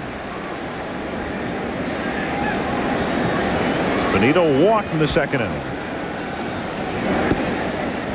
A lot of ways to describe Nomo's delivery. There was an illustration in the paper here this morning, and it says the beginning of it is like a cat stretching. Perfect way to describe it. 2-0. Yeah, I think the important thing, though, is, I think most pitching coaches don't want you to take a big step back and get on your heel. So he raises his arm up if we look at the forkball or the splitter that hangs inside. But he doesn't really get off balance. He stays pretty much, as we look at some of his fans, stays right over the pitching rubber. 2-1. How about the guy at the plate? I mean, another story. Jim Bowden again going out. Maybe we could always use a guy that can hit with power, a good defensive catcher. Santiago last year, made $3.3 million, signed him for $500,000 out of the Homestead free agent camp down in Florida. Now he's the regular catcher. 3-1 the count. See him hang over the rubber, and again, all that torque. I'm not sure that's a windup you'd like to do for 15 or 20 years.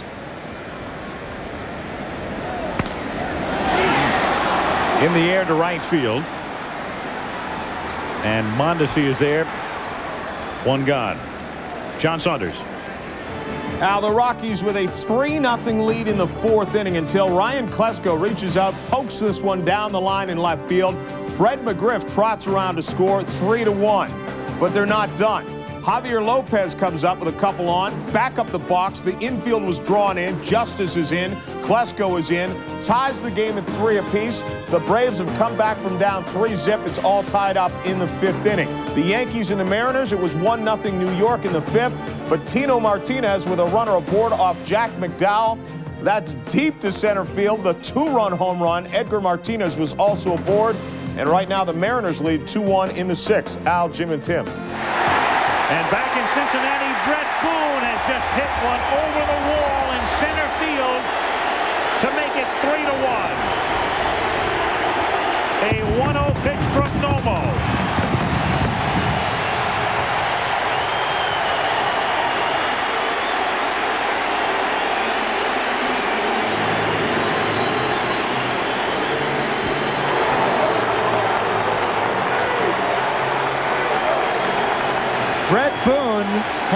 home runs in the month of July. He went 193 at-bats before homering on the last day of the season against Montreal, and here it is, his first postseason home run. What did he tell us yesterday? I live for the high fastball, and that's exactly what he got. Yep. Now Branson looks at a strike and the count 0-1. Brett Boone also telling us yesterday, Jim, about the influence Edgar Martinez had on him when he was with Seattle.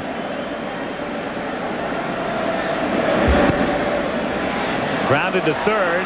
Wallach from his knees. One third baseman throws out the other. 2 gone.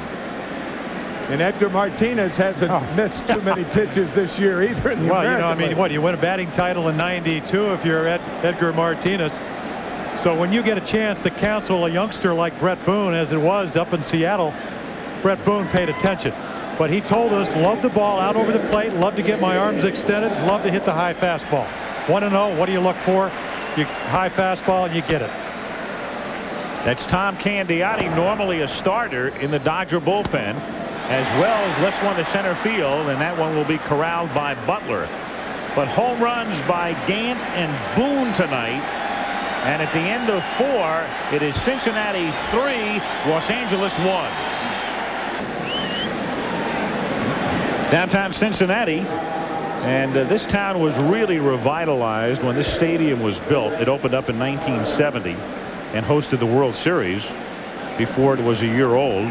That was the Brooks Robinson series, the Reds against the Baltimore Orioles, and yet here it is 25 years later, and they're already thinking about a new park. Apparently there's going to be an election in February, or at least a referendum, a vote to determine whether the sales tax should be raised and new stadiums to be built for the Reds and or the Bengals. As the first pitch to Butler in the 5th inning is taken for a strike. So what was a state-of-the-art facility a quarter of a century ago all of a sudden becomes an antique. They don't make parks like they used to. 25 years old to me seems very young for a park to be torn down. Yes. Well, Crosley Field was in existence for 100 years. Yeah, at least. Well, 80 years, 70 years, whatever it was. The score is rolling by for you. Indians now 3-1 over the Red Sox. Count on Butler 1-2. Now, you talked earlier about Brett Butler, the death of his mother earlier this year, and David Wells, on the other hand, asked us if we would say hello to his mother, who is going in for very serious surgery after following a stroke. Mother Ann, living in Los Angeles. And we wish her the very best as Butler strikes out here. It's the second time Brett has struck out in the game, and son David has now struck out 7. Yeah. I'll tell you, he is using all his pitches. And the one thing I always liked about David Wells, I mean, yes, he's flaky. He's got a terrific arm, but he's got a feel for pitching. And he is throwing the fastball in pretty good spots tonight, inside to the righties, away to the lefties, and then dropping that big curveball. Now Fonville at the plate, taking all the way, looks at a strike. You know, Jim, the connotation of that word flaky is thought to be bad. The word flaky in baseball does not always have a negative connotation. It can be a very positive influence. And, you know, a guy in the foxhole with you, a guy like David Wells, cool under fire. Well, you know, the one thing, he's not afraid to throw the ball over the plate. And that can be a big fear when things don't go well for you. You start nibbling.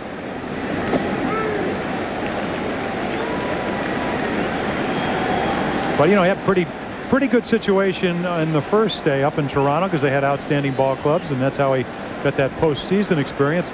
Told me that I learned how to pitch in Tiger Stadium because very difficult place to pitch and not a very mobile defense. And over here, the ball does jump, but he's got some gazelles that'll run it down in the outfield and the infield. He's 1-2 with Fonville, 1 out in the 5th inning. Cincinnati leading 3-1. Well, sometimes, especially in postseason, if you have a serious demeanor and a serious attitude, that could be your worst enemy. You got to find a way to allow your natural ability to flow, and David Wells certainly appears to have found that formula. Fastball away, 2 balls, 2 strikes. Well, I think in talking to Pete Shorrock, who pitched a pretty good game, marvelous game in the first game, he said Frank Viola, who had a lot of postseason, he said tell told me, have a good time, enjoy it. You know, how many times you get to pitch in a division series? If we take a look at ball just off the corner. And he tries to fight it off, and on a check swing, grounds out to Morris unassisted. But you do bring up a great point, because you are under pressure. But I'll tell you what, there's no better way to go out there than to have a 2-0 lead if you're David Wells.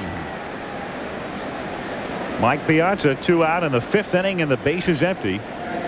In his last 3 years, you take a look at Mike leading major league catchers in each category. So if you had a triple crown for catchers, he would have won it. And those are some fabulous numbers. That average was second only to Tony Gwynn this year.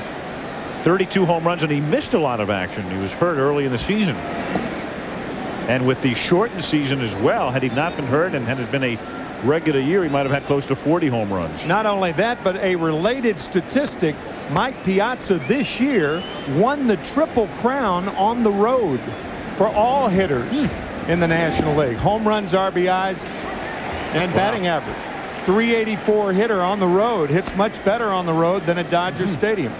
You know, Davey Johnson talking about how much and how great power he has the opposite way, and how well he'll wait.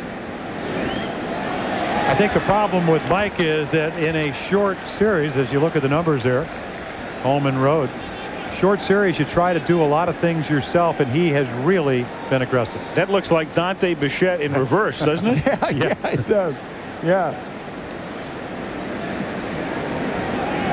Speaking of Dante Bichette, his Rockies have just taken a 5-3 lead on a 2-run homer by Vinny Castilla in the 6th inning. And that's hit softly to shallow right field. Sanders charges in and makes the catch. And it's a 3-up, 3-down inning at the end of 4.5. Reds 3, Dodgers 1. We go to the bottom of the 5th inning in Cincinnati. Al Michaels with Jim Palmer and Tim McCarver.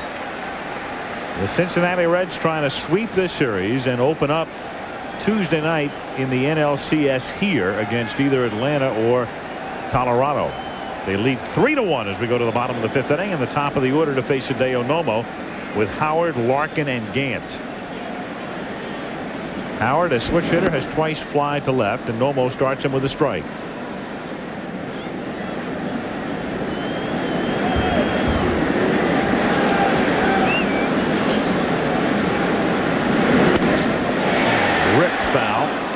Count 0-2. In the Dodger bullpen, Kevin Tapani is the right-hander. Mark Guthrie is the left-hander. Guthrie is a regular reliever. Tapani has been starting, but as we said before, don't look for Candiotti or Tapani tomorrow night. If the Dodgers keep this alive, they will try to come back with Ramon Martinez. And thus everybody's in the bullpen tonight. Everybody. No balls, 2 strikes the count with nobody out. John Saunders. Well, the Rockies and the Braves tied at 3 in the 6th inning. Runner aboard, Smoltz against Vinny Castilla, and he shows his power. Left center field, gone for the home run, breaking the tie. The Rockies back on top, 5-3 now in the 6th inning. The Yankees and the Mariners, the bases loaded. 2-1 the score. Don Mattingly against Randy Johnson, and he strikes out for the 3rd time in the game, only the 6th time that's ever happened in his career. 2-1 Mariners. Al, Jim, and Tim. Good report, John. Lose the music.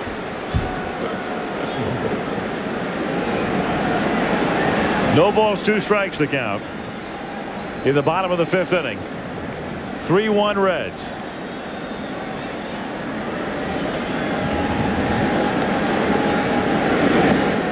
And Howard gone on strikes. So Nomo picks up his 5th strikeout. And it will bring up Larkin. Well, good fastball. Most of the strikeouts have been on the splitter. Fastball maybe not as sharp as it was early, but again, a tired shoulder, split middle finger of the pitching hand. And he has pitched about Tommy Lasorda. I said, why the velocity loss? He said a lot of innings, and a lot of tough innings. Nomo with 5 strikeouts tonight, and Larkin at the plate 2 for 2 with 2 singles, has scored a run and stolen 2 bases. 5 for 10 in the series.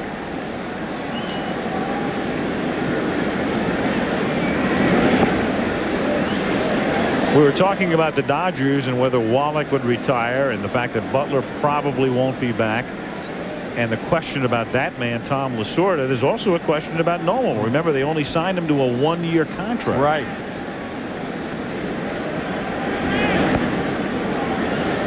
And I would think his bargaining power would be pretty good.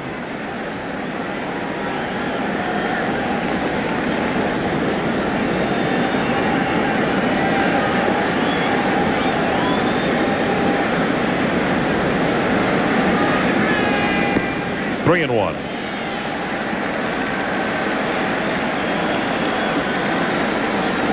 I think also the amazing thing about Nomo is you don't find too many pitchers in the major leagues that have that kind of success with only 2 pitches. Doesn't have a curveball, but very rarely ever throws it. Well, that splitter acts like 2 or 3 pitches when it's on. You're right. Right. And that's ripped just foul with John McSherry right there. You've got in postseason play 6 umpires, and you could not have had a closer look than McSherry. He's right there. If he'd had a glove, he would have fielded it. Yep. I'm not sure he wanted to look at it, but he was right there. Couldn't help it.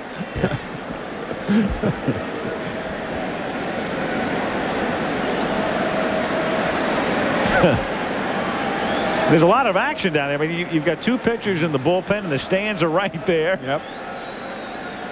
And the ball's coming at you. Yeah, you don't want to wander into the fire of Mark Guthrie warming up. And you're not that far down the line. And there's a crowd down there. And that's squibbed off the end of the bat down to DeShields. 2 down. And it will bring up Gant. Gant, a shot in the 3rd inning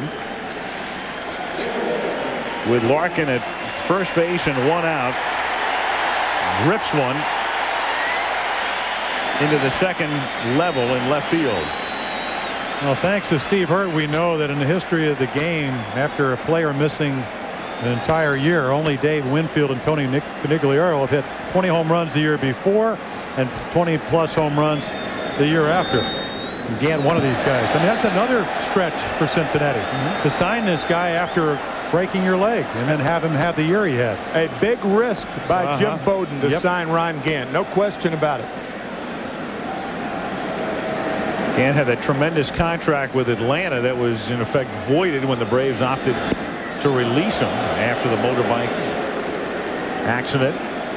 And now Gant, I believe he's eligible to be he is a free agent at the end of the season as well. He and Hal Morris both.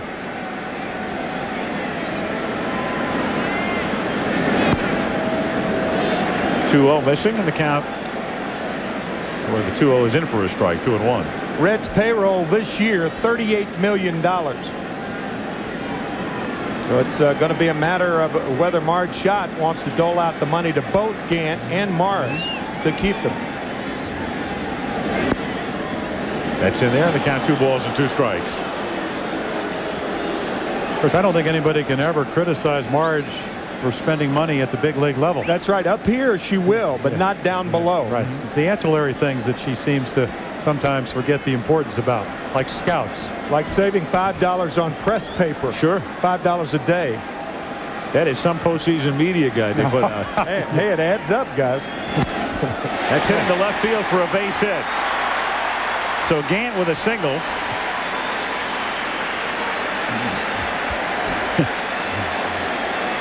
I mean, Shotzi wouldn't even do anything with their postseason media guide. Well, maybe. 2-out single for Gant.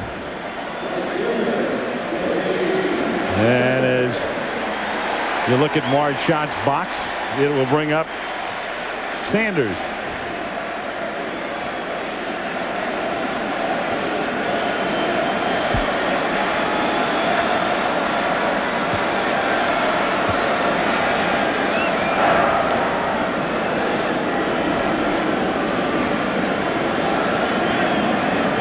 Three to 1 Cincinnati. 2 out in the 5th inning. And Gant at first base.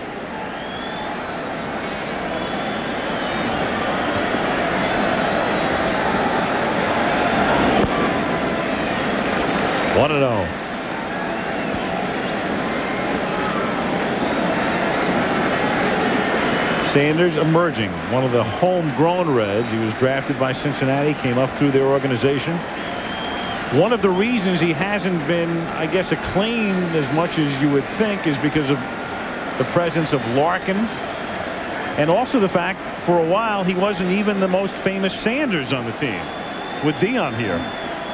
No, but he was the best baseball player. He was the best Sanders. There's no question about that, even though Dion was a pretty good player and a guy that they really didn't want to give up. Yeah, this guy is a 5-tool player. He can do it all. Little squiver up the third base line and has enough English on it to bounce foul. I mean, you know, Jim Bowden talking about, you know, the way they try to get players through their minor leagues. He said, first of all, he said, I want the best talent. He said, we'll turn them into something, you know, make them shortstops, make them outfielders. And Reggie Sanders can hit for power. He can for average. He can run 36 steals. Great arm. Field and throw. Yeah, exactly. There's nothing left. Yeah.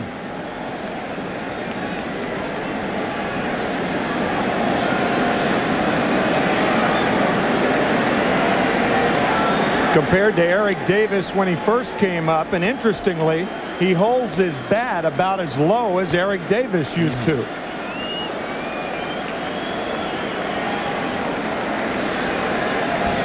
Well, we were talking about Reggie and two of a kind, and who would his career parallel at this particular point? Well, George Foster through 76 at the same age. The interesting thing there to note is that Foster's career really took off at that point. I mean, George had done fairly well up until then, and then he became for a while a superstar. And he had 52 home runs in 1977. That allowed him 5 years later to sign a huge contract with the New York Mets, at that time about $2 million a year. Now it's twice as much as the average salary. Yeah, and the difficulty if you're Nomo is that this guy can hit him out anywhere. I mean, 11 home runs to the opposite field. That's second to Piazza in the National League. Half swing, strike. I mean, it's obvious to me they don't want to have to throw this guy a fastball for a strike unless they have to. Try to get him out with a splitter. 1 ball, 2 strikes, 2 out. Bottom of the 5th inning. Again, a running situation right here with Ron Gant. If he's thrown out stealing seconds, you have a Reggie Sanders starting anew in the 6th inning. He was going too. Almost had him leaning the other way. But if you take a look at his lead, probably about maybe a 1.5 feet shorter than Larkin. Larkin's foot way out on the carpet.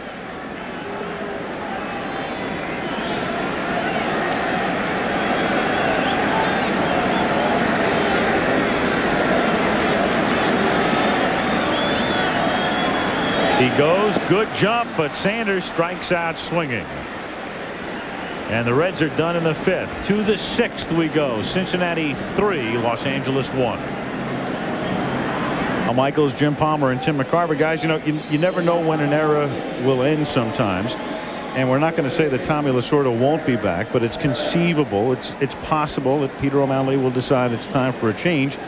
If so, it's conceivable this is the last game Lasorda manages for the Dodgers. And if so, who in the Dodger organization is prepared to manage?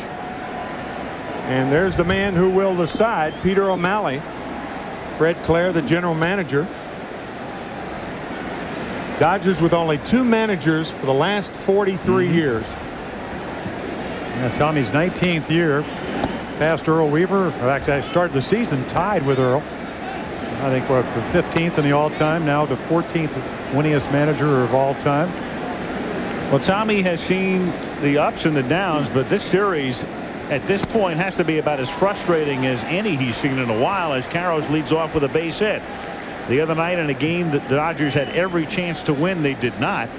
And tonight they find themselves down 3-1, and one of the very key plays in tonight's game would have been the play with Fonville at the plate in the 3rd inning when Chad had beaten the throw on Piazza's double, but had not touched home plate, and then Santiago tagged him, and that ended that inning.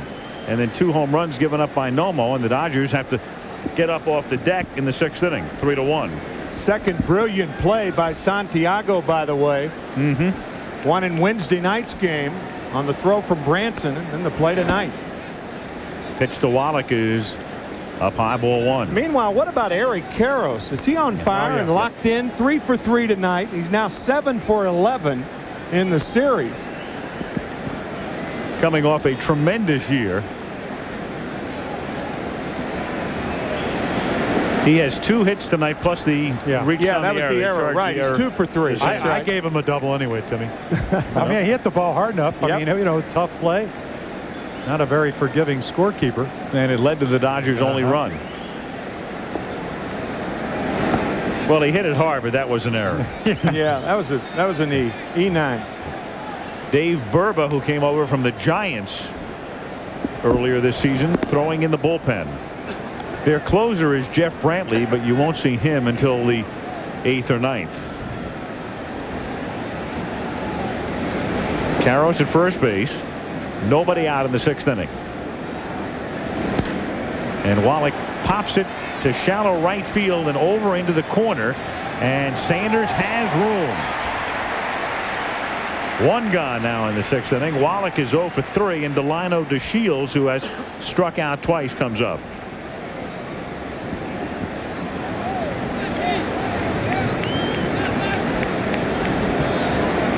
Wide World of Sports comes your way Sunday, 4 Eastern and 1 Pacific. The World Gymnastics Championships featuring Shannon Miller and others from Japan this Sunday.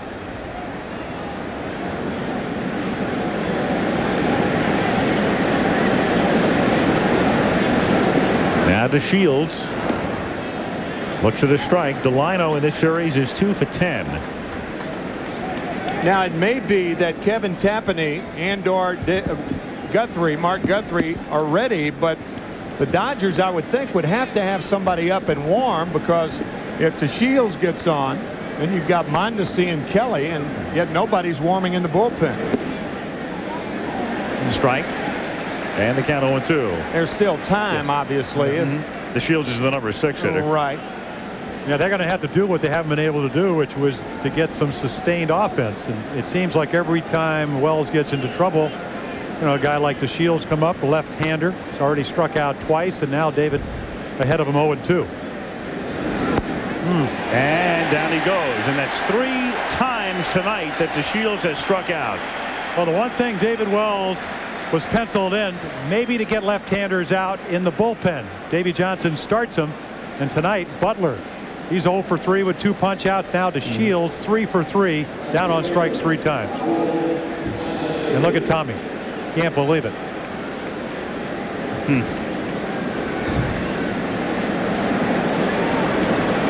The look of a man who has managed over 1,000 one-run games in his illustrious career. Mariners now leading 5-1 in Seattle. Mondesi at the plate. Looks at a strike. 0-1. Well, now you do Monday Night Football up in Seattle. I got to think the way they supported baseball the last 10 days, that a major home field advantage, which you don't usually have in baseball up in Seattle now with all those people. I would think. Yep. At least with the stadium filled. Randy Johnson gives you pretty good home field advantage too. What? 30 starts, 27 wins, and won 27 of his 30 starts. 1-1 the count.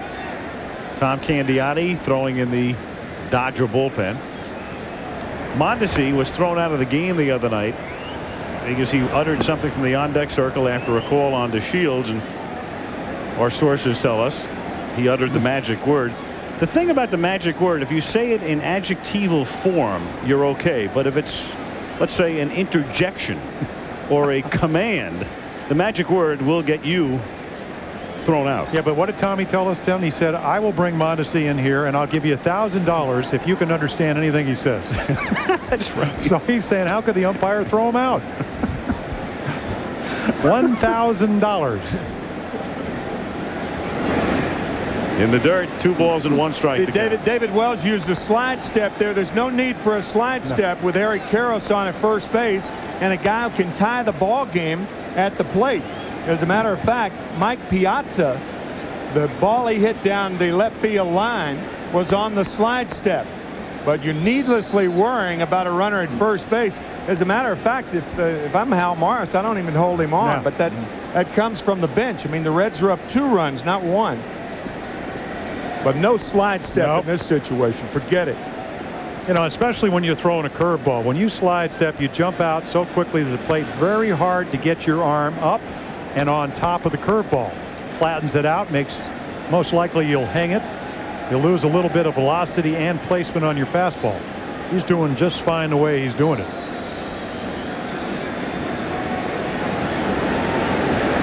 You know, and maybe Benito's going to go out and talk about this. Benito probably saying, forget about these slide stepping breaking balls. Is that adjectival enough? Yes, that is. You bleep you. You've been digging in that thesaurus again. Yeah, right. Now, Stephen Wright, the comedian, says, what's another word for thesaurus? That's right.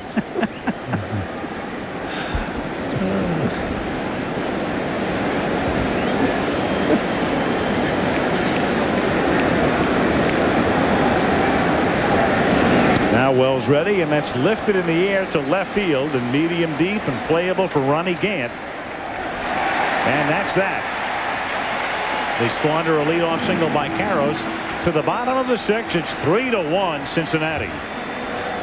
Howe is in to face Tino Martinez with the bases loaded, and Tino delivers his 3rd run batted in of the night.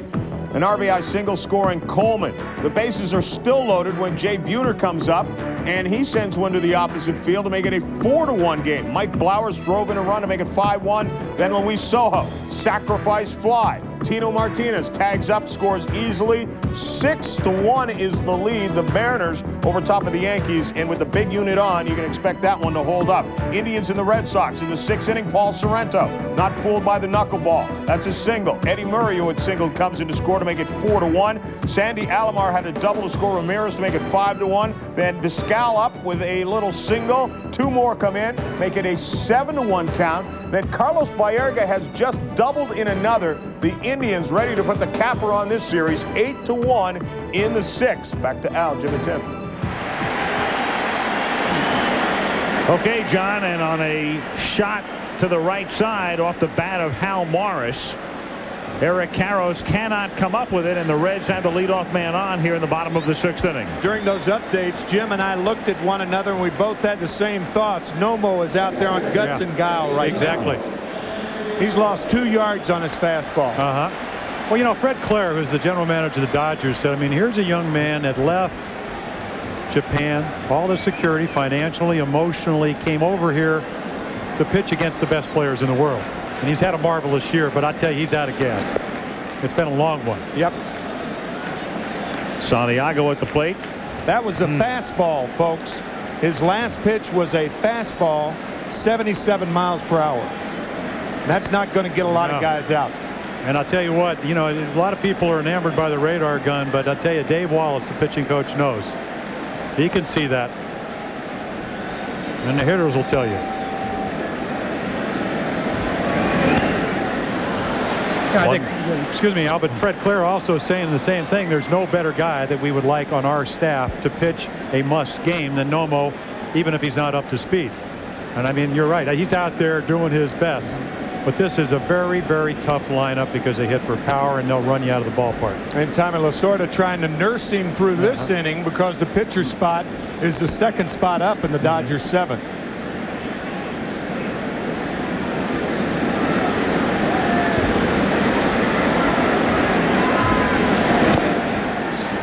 Chopper foul, 1 ball, 2 strikes. But I can't think that would be a priority when you're 2 games down in a division play. I mean, you have to make a decision. You're right. Yep. Yeah, I think the decision has to be if you can make the double switch. The last guy who made it out is Mondesi, but you go back 1 more from that with the Shields. You're going to make a change because the lineup tonight is 0 for 3. And has been punched out 3 times. And then you'd have to bring in Offerman, though, and move Fonville to second base possibly. And I don't think the Dodgers want to do that in a close ball game. No. Isn't it amazing the way in a postseason game everything, all of your shortcomings get magnified? That's in the dirt. And Morris advances to second. So Nomo with what will be scored as a wild pitch. The rule of thumb being if You bounce one, it's a WP. Has a man at second base and nobody out. Yeah, 19, as Tim McCarver told you early during the regular season, now 1 in the postseason. Well, he's on borrowed time right now. I think if Tommy had better success from his bullpen in the other 2 ball games, the bullpen would already be in there. Somebody, either Tapani or Guthrie. Crowd with a mocking "No Mo" chant.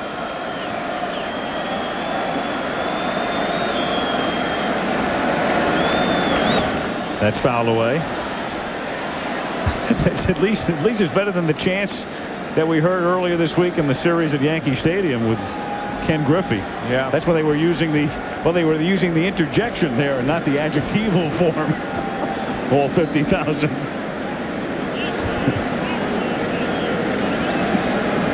Two balls, 2 strikes to count. I'll tell you, Santiago would like to get him over. And in. Get him to third base. Morris at second base. And a half swing, line drive, base hit into left field. Well, he gets him to third on a half swing single over the glove of the 5'6" Fonville. Ripken would have had it. So would Offerman. Right. Yeah. This is good hitting by Santiago. You might say, well, that's a lucky hit right there. There's no luck is a fact, rarely a factor. And the fact was he was in good hitting position there, and that's going to be all for Nomo. Dave Wallace to the mound to make the switch. Brilliant year, this game notwithstanding, for Hideo Nomo, who came to this country and really captured everybody's fancy. Wound up starting the All-Star game and has to leave here in the 6th. We'll be right back.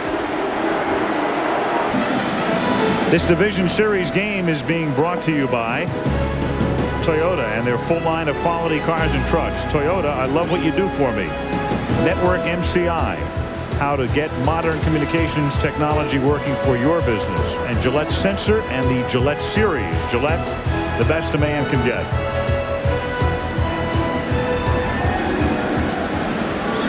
Hideo Nomo. Will he win Rookie of the Year? Well, it's either Nomo or Chipper Jones. A lot of people think that he shouldn't be eligible, or some do, because he has a lot of experience pitching in what amounts to the Japanese Major League. But the rules simply state first year in these major leagues and you're eligible. The bigger question is for Nomo, will he be back again as a Dodger next year? I think that's a no-brainer. I think they've got to sign him. I think he's put them in a position where they've got to sign him. Yeah, Fred Claire talked. He said, listen, we gave him $2 million to come over from Japan. That's not that much more than you sign a guy out of high school or college. So they have the money, and he certainly had a great year for him. Brett Boone, as the Reds try to break it open. Runners at first and third and nobody out. And the infield has to play back at double play depth, so a ground ball to either of the middle infielders will result in a 4-1 lead. Well, if you're a middle infielder here and the ball's not hit sharply, your play may be at home.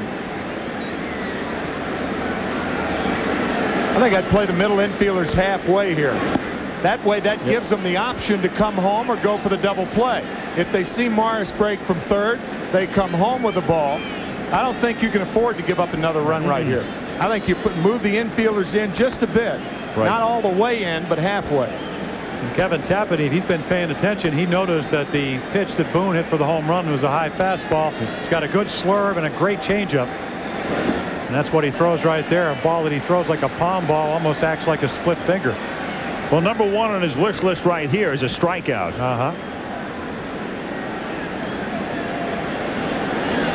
And number 2 is a double play bouncer by Branson next. Well, he pitched a third of an inning in game 2, gave up 3 walks and 2 runs. Foul back, and the count 2 balls and 2 strikes. You have to be very patient right here in this hitting situation. Left-handed batter on deck. Tommy Lasorda bring in Guthrie. Tapani, as you said, Al, going for the strikeout. Probably that slider off the plate and down. The same pitch he threw on the 0-1 count.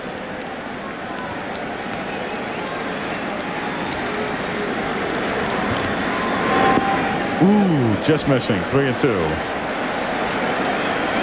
Send the runner here. I would.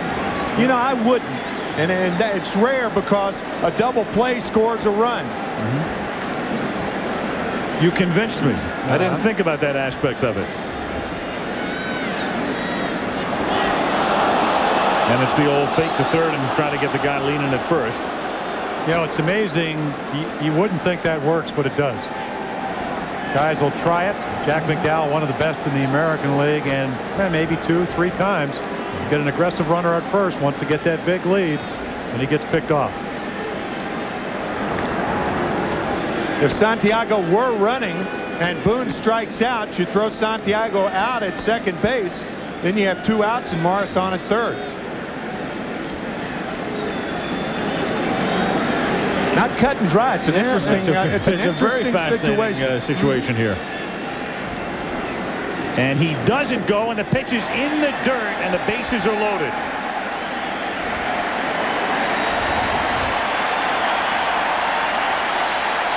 Hey, Tommy running the risk of bringing a starting pitcher into relief.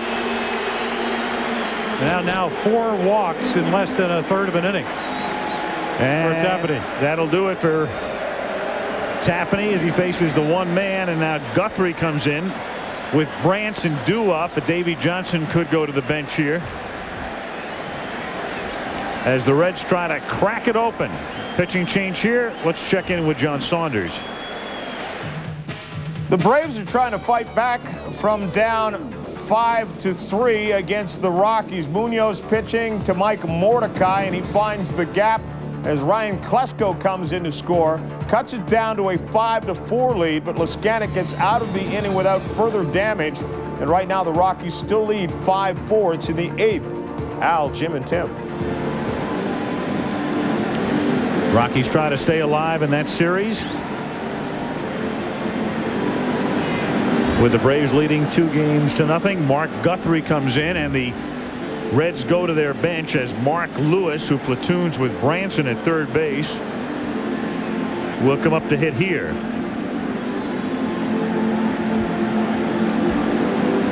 And in the Cincinnati bullpen, their setup man, Mike Jackson, loosening up. Their short man is Brantley. A reminder, college football comes your way tomorrow at noon Eastern and 9 a.m. Pacific time. Ohio State, ranked 5th in the country and coming off their win against Notre Dame, taking on Penn State. And then you will see the Irish at 3:30 Eastern, 12:30 Pacific against Washington. College football tomorrow right here on ABC. You have Mark Guthrie in the game, as you said, the pinch hitter Mark Lewis. So both trying to make their marks, I guess you could say. And David Wells is also on deck. I think in a situation like this, you should have the pinch hitter, and you got Mike Jackson warming up. So Davy Johnson's probably going to pinch hit for David Wells. And if you have a hitter on deck, then the on-deck hitter knows what to tell the base runner. A pitcher knows nothing about what goes through a mind of a base runner, whether to get down on a slide, play in the outfield, shallow play in the outfield where you've got to play at home plate. So since you're going to make the change anyway to a pinch hitter, you might as well have him in the on-deck circle so he can help the runner out. Why don't you manage? No, thank you. Well, he does about 78 times a year on WWOR. Oh, man. Like, didn't you teach a I've lot? been accused of that before by Davy Jackson. Exactly. Yes, you have. You got him that good. He must have listened. He probably went home and listened to all the tape. I had nothing to do with that. Mariners now leading 6-2 as the Yankees get a run in the 7th. Here, they get the pinch hit with a guy that hit .339 during the regular season. 3 home runs, 30 RBIs. and the infield in as Mark Lewis looks at a strike, and the count is 0-1. And now Dave Johnson, heeding the advice of one T-Mac, sends Mariano Duncan into the on-deck circle.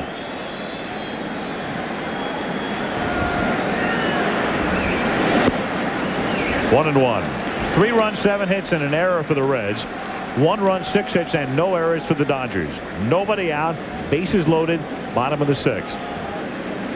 Check out those numbers. Started all 35 games at third base for the Reds against left-handed pitching. Foul back, 1 ball, 2 strikes. Well, Mark Guthrie, they got him along with Tapani to help their bullpen, and he can be tough, especially when he gets ahead. He's got a good splitter. So if you're looking for a ground ball, especially a strikeout in this situation, he can get it. Well, this is his only batter with Estacio, the right-hander, warming up. He'll come in to pitch to Duncan.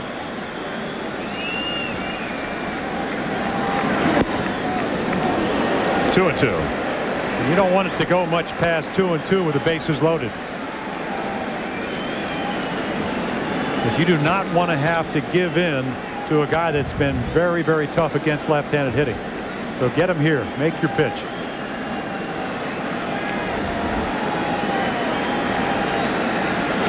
John Cummings is the lefty. Anastasio, the former starter. And that's hit in the air to left field and over the head of Kelly, who goes all the way back to the track and watches it go out for a grand slam.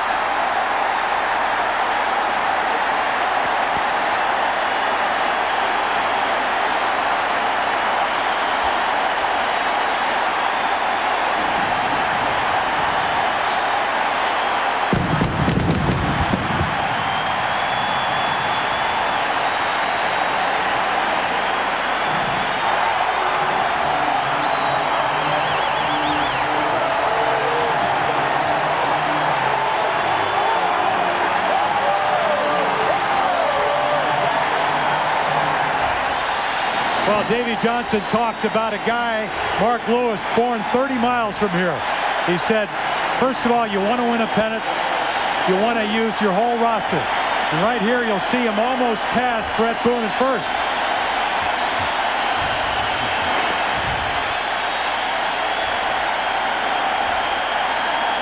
And a curtain call for Lewis, and Wells bats for himself.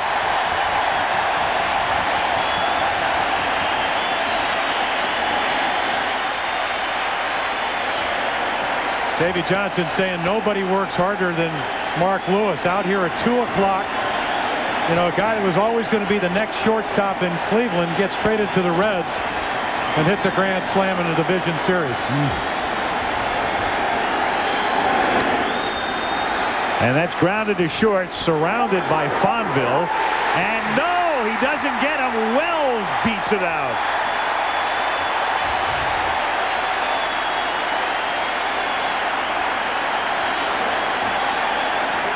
I think Lewis's grand slam gave Wells the adrenaline he needed to beat this one out. It also gave Davey Johnson the option now of bringing Duncan back and leaving Wells in the ball game as he beats the play at first base. He only had 4 hits during the regular season. I think he'll refer, I legged it out. Yeah.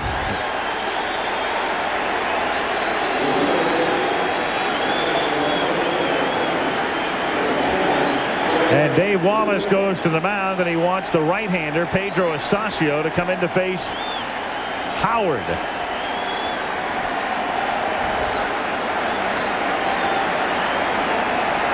So it comes apart for the Dodgers here in the 6th inning. Still nobody out, and it's 7-1 Cincinnati. Well, Tommy Lasorda watched his team in game 1 get knocked out, in effect. 4 runs in the first for the Reds. He has seen a lot of frustrating games in his career, and right up there would have been the 2nd game in this series. And then tonight, early on, he watches his team put 2 men on in the 2nd inning when Kelly fouls out. In the 3rd inning, Fonville misses home plate on a play that would have made it 1-0 Dodgers. Kept the inning alive with Piazza at 2nd and Caros coming up. Then he watches Nomo give up 2 home runs in his 5+ innings of work, and then the grand slam here in the 6th inning. And so Tom Lasorda, in his 19th season, and wondering, along with every Dodger fan, whether there will be a 20th, sees his team here in the 6th inning, trailed by 6, and in a pretty much impossible situation. And that impossibility is reflected in the look exhibited by Peter O'Malley, the owner and president of the team. Darren Lewis will pinch hit for Thomas Howard and face Pedro Estacio, and he squares and takes high, ball 1, 1-0. Yeah, this move is all about defense. Yep, and bunting. Davy Johnson realizing Eric Karros is playing off the bag at first. David Wells, pretty fast runner, as he's shown on that infield hit. But Lewis up there appearing to bunt. And he bunts in the air, and Piazza makes a nice play for the out. So 1 down here in the 6th inning, and it will bring up Barry Larkin. There have been, counting the games in progress tonight as we look at Piazza again making that play. Nice play. 793 postseason games, as we pointed out before. Division Series, League Championship Series, World Series games. That was the first pinch hit grand slam ever in postseason. Wow. And it's ironic because before the game we were talking with Hal McRae, the Reds hitting instructor, and McRae was a member of the 1972 Reds and came up in the 7th game against the A's as a pinch hitter in the middle of the game. It was the 5th or 6th inning, and came within about 4 feet of hitting a pinch hit grand slam home run. A's eventually won the game, and there is Hal McRae, father of the Cubs Brian, and a great player and a real battler in his own right, Hal McRae. But McRae came within about 4 feet of hitting one out. Tell you, in one tough out, 290 lifetime hitter, could hit it anywhere and go deep. When I mean, he hit the ball to right field as well as anybody. And then when you pitched him in, he'd jerk it down the left field line for a home run.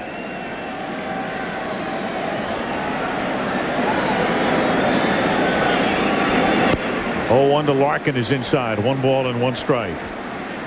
Talk about unusual. Bob Boone, the son or the father of Brett Boone, is now being tutored by Hal McRae, and Bob Boone was the manager of Brian McRae, traded him to Chicago when Bob Boone took over Hal McRae's job as manager of the Kansas City Royals. Well, a lot of features have been done recently on especially with the Reds, the father-son combinations through the years with Pete and Petey Rose, with Tony and Eduardo Perez and Pedro Borbon and Pedro Jr. and McRae and Brian, and of course Bob Boone never played here. And there's another guy who played with the Reds in the early 70s they keep forgetting about when they do those father and son things, as it's fouled away. Even though Ed Sprague was not really a member of the Big Red Machine. Ed pitched here, off and on spot relief in the early 70s. And his son, not a bad third baseman for the Toronto Blue Jays. Say Bob Boone never played here, and certainly he didn't, but he was a coach here for the Cincinnati Reds last year. Right. Something in the water, huh?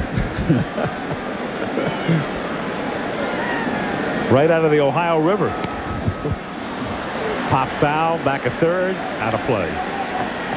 Speaking of Boone, and we're talking about father-son combos, his father hit a home run in postseason play. In fact, he hit 2, and with Brett's home run tonight, they become the first father-son combination in baseball history to each homer in a postseason game.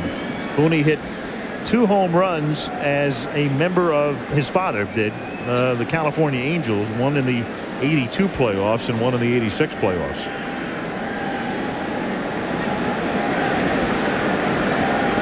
And then his grandfather Ray Boone, of course, going way back with the Indians. But Steve Hurt has already looked it up, and Ray never hit a postseason home run. I don't know whether Ray was ever in postseason. Well, I think he had one at bat. He played with the 48 Indians. One at bat. 48 Indians. Yep, sure. Then he went on to Detroit. Fine player, the grandfather of Brett Boone.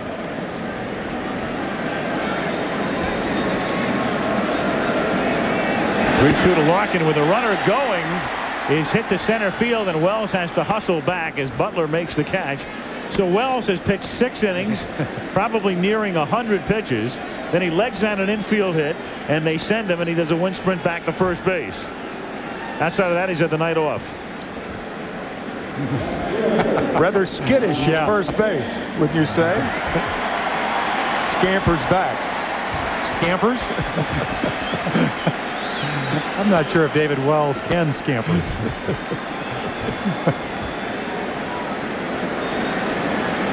Now Gant, who got the Reds going with a 2-run homer in the 3rd. Strike. Another benefit the Reds would have if they sweep this series is they'll be able to have their rotation set up perfectly for the league championship series, and they would probably start Pete Schurik. And I know Dave Johnson was hopeful that Schurik could get a little extra rest because his elbow has been a little tender. Instead of pitching him in the 5th game here on Sunday, which would be the decisive game of a 5-game series, if the Reds win tonight, Schurik will be pitching on 7 days rest on Tuesday. And Don Gullett, the pitching coach, would be very pleased about that as well. Rockies 5, Braves 4, going to the top of the 9th inning in the South.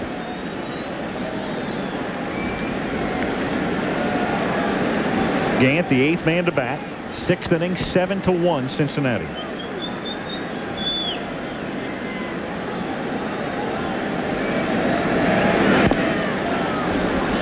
Grounded just foul, they say, and boy, I'll tell you from here, that definitely looked fair. Looked like it might have even hit the base.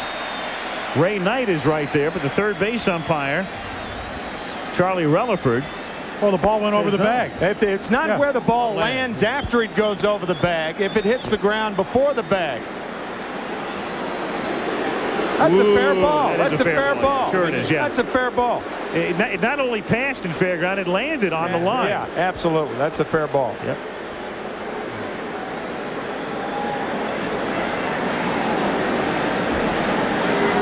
Well, right on the line.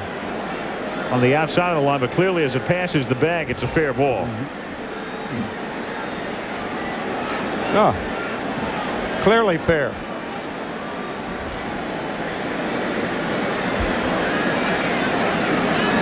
So the count is 1-2. And it's outside. Talk about Schurik being ready for the Atlanta Braves or the Colorado Rockies next Tuesday. If the Atlanta Braves lose tonight, they have to start Greg Maddux tomorrow night. So sometimes it's not that you win a divisional series, but how you win it.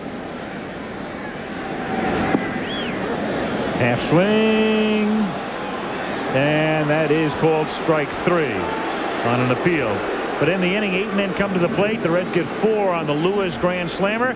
7-1, and back we come after that. Stations. The Mariners trying to stave off the sweep by the Yankees, and Tino Martinez, a little fly ball. He was 3 for 3 to this point. Randy Velarde will hold Coleman at third unless the throw gets away from everyone, and it does. Coleman trots in to score, and right now the Mariners have a 7-2 lead in the 7th inning. Al, Jim, and Tim. And here in the 7th inning, the Reds have a 7-1 lead with Roberto Kelly leading off. David Wells has gone all the way, and the count 2 balls and no strikes. Darren Lewis stays in the game in center. He hit for Thomas Howard, and the man of the moment, Mark Lewis, who hit the pinch hit grand slam, stays in the game at third. That old song Louie Louie are very appropriate right here. One thing about David Wells, a lot of things happened in that inning. The grand slam, the base hit. Long time since he's been out on the mound, and he immediately goes 3-0. That song, by the way, Louie Louie, by the Stories, and what a great story this is in Cincinnati. For this team with Davey Johnson, even if he goes all the way, he'll be somewhere else next year. Meanwhile, it's the Executioners song in Los Angeles right now, as the Dodgers are in danger of going down in 3, trailing by 6. But Kelly has led off with a walk here in the 7th inning, and Mike Jackson is up again in the bullpen. Speaking of music, so to speak. Both Now, Michael Jacksons wear one glove, too. Yes, he does. Mitch Webster comes up to pinch hit in the 7th inning. And it's a strike and the count 0-1. David Wells with 8 strikeouts in the history of the Cincinnati Reds, and it's the oldest franchise going. Hod Eller and Jose Rijo each with 9 strikeouts for their postseason mark, and then Rio had another game with 8, and Wells has 8 so far tonight. 1-1. Eller struck out those 9 in the World Series of 1919 against the White Sox, so there should be an asterisk there, as I think the White Sox were a little less than intent on hitting some of Hod Eller's pitches in that series. The old Black Sox scandal. To right field and softly for Sanders. 1 out here in the 7th inning. And Butler coming up. Don Mattingly in our Toyota Diamond Dust Quiz tonight made his postseason debut the other night after 1,785 regular season games. Which Hall of Famer made his playoff debut with the A's in 1975 after 2,368 regular season games? I know the answer to that one. You do? I sure do. Yep, and he's in uniform as a coach these days in the National League. Pitch a strike here, and the count 0-1. John Cummings, the lefty, is in the bullpen. 75 A's. But think about somebody, a Hall of Famer now, who played 2,368 games. Many of them in succession. Oh, I got him. Okay. Yep, got him. Thank you for the clue. That's enough. Okay. 1-1. Answer later. Okay.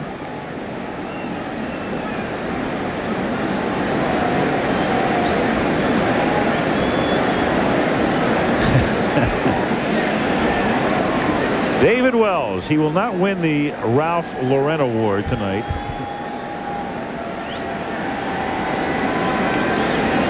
But it barely matters to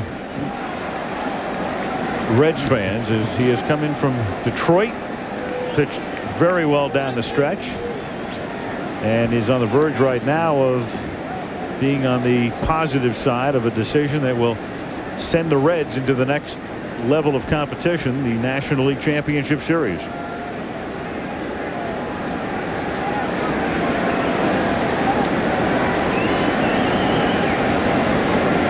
One and 2 the count.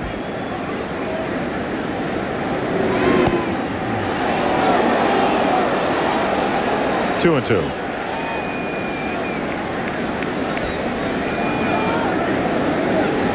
Riverfront fairly quiet right now, but it's the calm before the storm,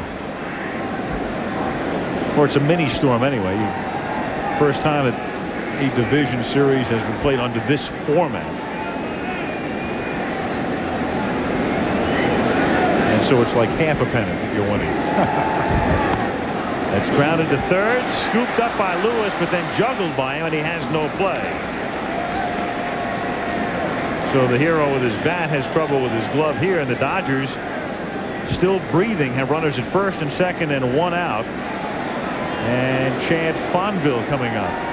Yeah, they give Mark Lewis an error. Former shortstop came up as we may have a pitching change, but tell you what, third base a lot closer than shortstop. Mike Jackson will come in, and the hand is for David Wells.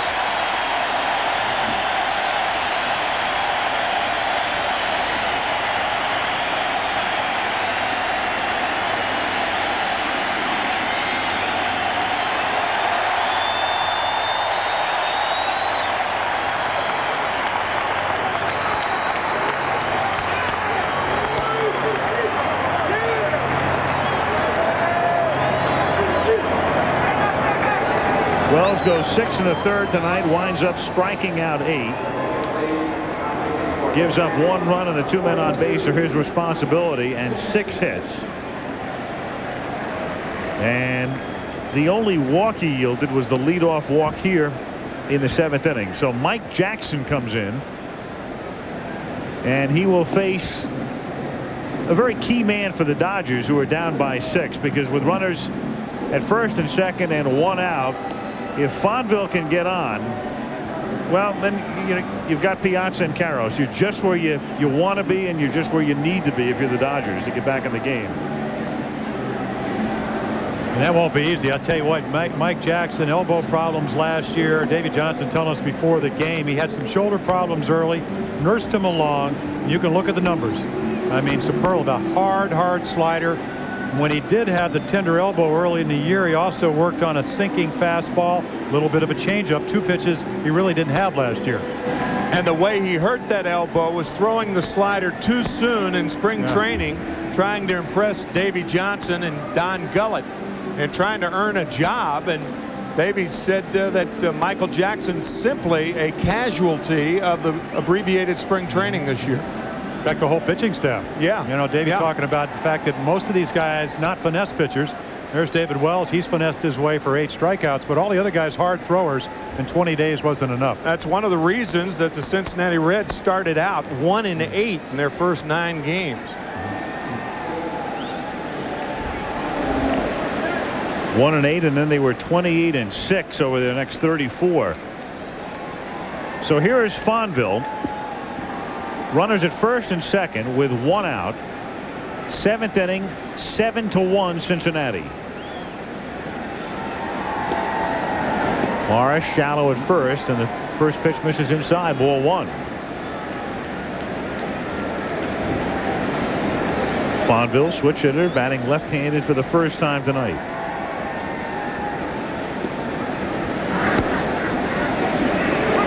One and 1.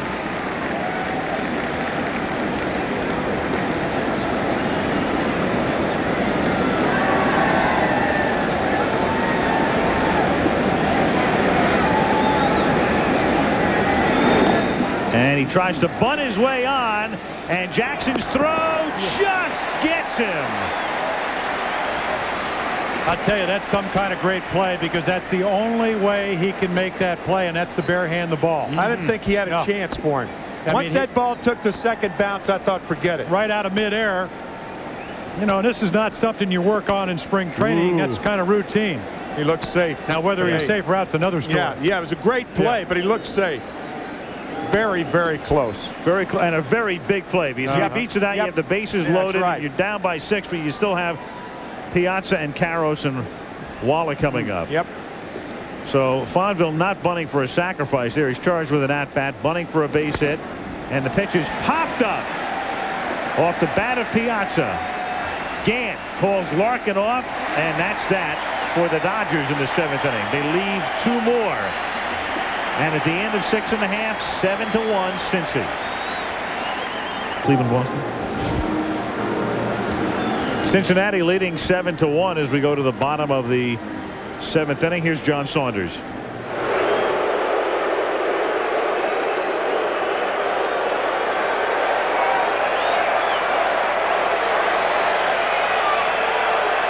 Here's the 1-1. Little looping fly ball, shallow right field. Walker coming on, diving try, did not come up with it. Heading for third is Klesko. Runners at first and third. Walker got to the ball, got a glove on it, but couldn't quite hang on. And Atlanta now with runners first and third, 1 man out. Mike Mordecai, the batter. He did not get much of a pitch to hit here. That wasn't even a strike. That was a foot outside, right off the end of the bat. Great effort here by Larry Walker, but he trapped the ball. And Ryan Klesko with the play in front of him there. Gets all the way around to third. Mordecai delivered a big run-scoring pinch hit single in game 2 to win the game for Atlanta, give them a go-ahead run. He had a pinch hit double and stayed in the game here. We're in the bottom half of the 9th inning in Atlanta. Colorado leading at 5-4. But Atlanta has runners at first and third with 1 out. 1 ball, no strikes on Mordecai. Ooh, Holmes almost balked there.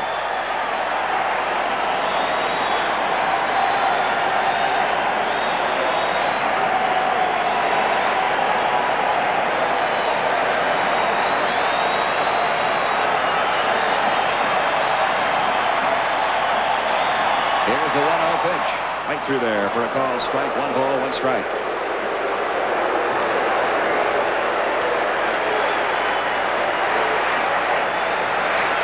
Luis Polonia has moved on deck. Wesco, the potential tying run at third. Lopez, a potential winner at first. Breaking ball outside. 2-1 to Mordecai.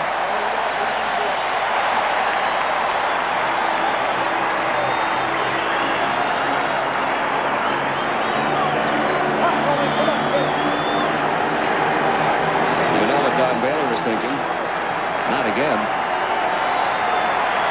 Here's the 2-1 pitch. Trying to bunt it and foul it off to the right.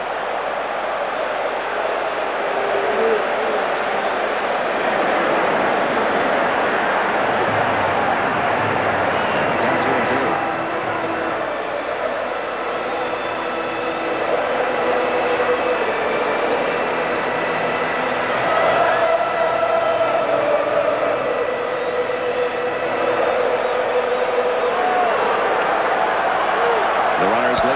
Off first, Klesko off third.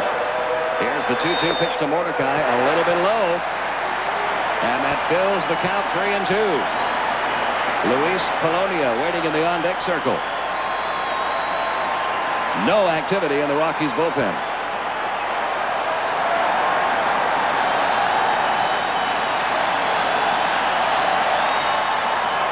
The fake throw to third, the look back to first. We're in the bottom half of the 9th inning in Atlanta. Colorado leading it 5-4, but Atlanta has runners at first and third, 1 out. Here's the 3-2 pitch. Fly ball hit out to shallow left field. Bichette coming on, makes the catch. Klesko's coming halfway down, going back.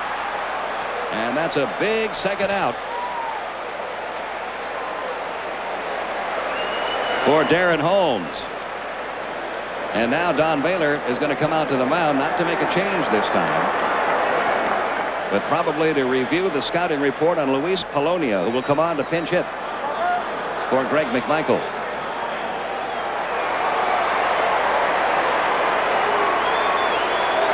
Polonia coming over from the Yankees.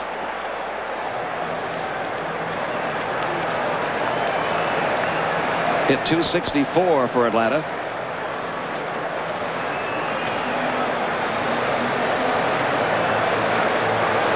The fly ball hit to shallow left field. Bichette making the catch. Klesko going about almost halfway down before putting on the brakes and coming back. Ted Turner thought it was deep enough. Not quite. 2 men out. Here's Polonia. Runners at first and third. The Rockies need 1 more out to send this to a 4th game tomorrow night. The pitch to Polonia. 0-1.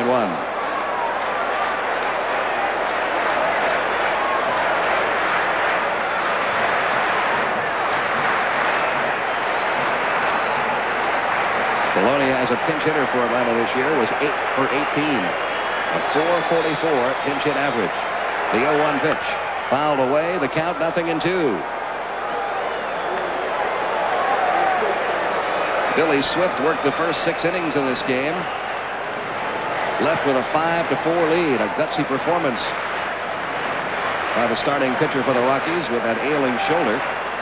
And now if Darren Holmes can get 1 more out, Billy Swift will be the first Colorado pitcher to ever win a postseason game. 0-2 on Polonia.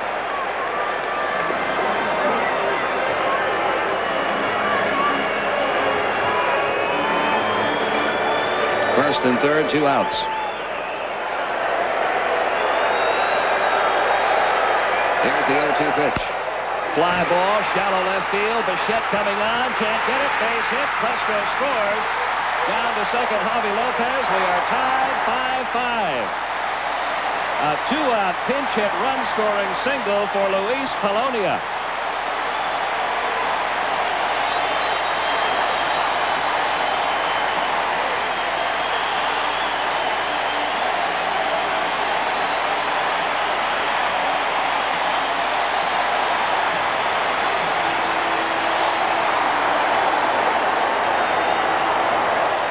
A breaking ball. Polonia hit it a little bit off the end of the bat, just flared it into left field. Now Marquise Grissom takes a strike in the outside corner.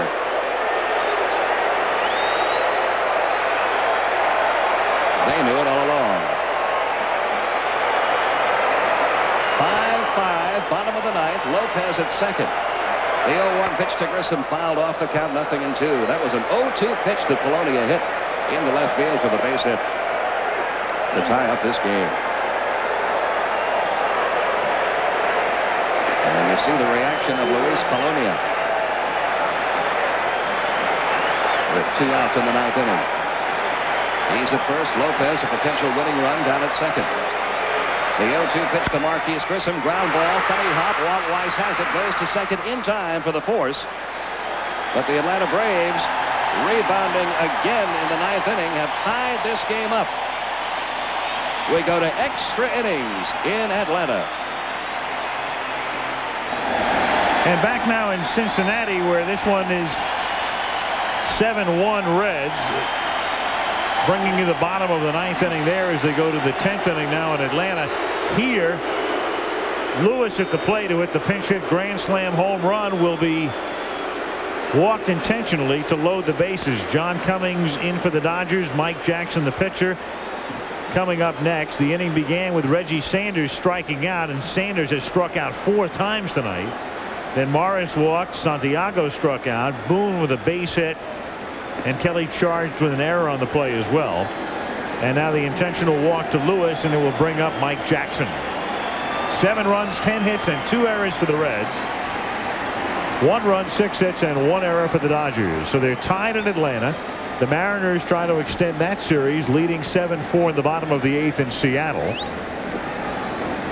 And the Indians are very close to advancing to the American League Championship Series, as they lead 8-2 at Fenway in the 8th inning.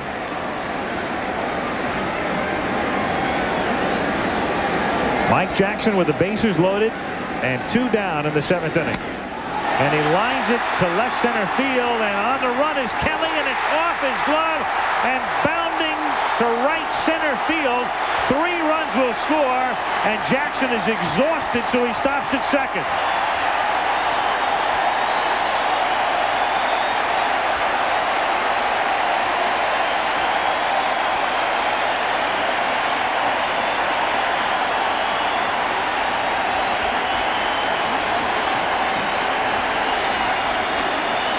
A 3-run double by the pitcher. And if he could run as well as David Wells, this had been a triple. Or maybe an inside the park You're home right. run. Maybe. But we do know it gets 3 runners in. Great diving effort by the left fielder, Roberto Kelly.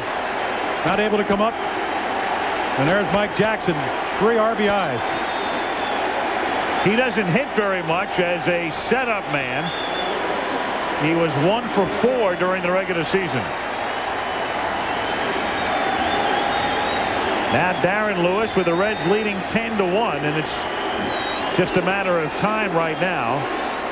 Dave Wallace will go to the mound.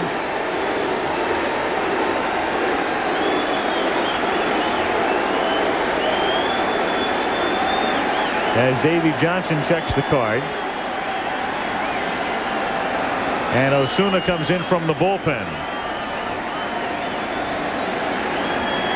So Antonio Osuna comes in from the bullpen, and it gives us a chance to answer that Toyota Diamond Dust quiz earlier. Don Mattingly made his postseason debut a couple of nights ago after 1,785 regular season games. Which Hall of Famer made his postseason debut with the A's in 75 after 2,000? 368 regular season games.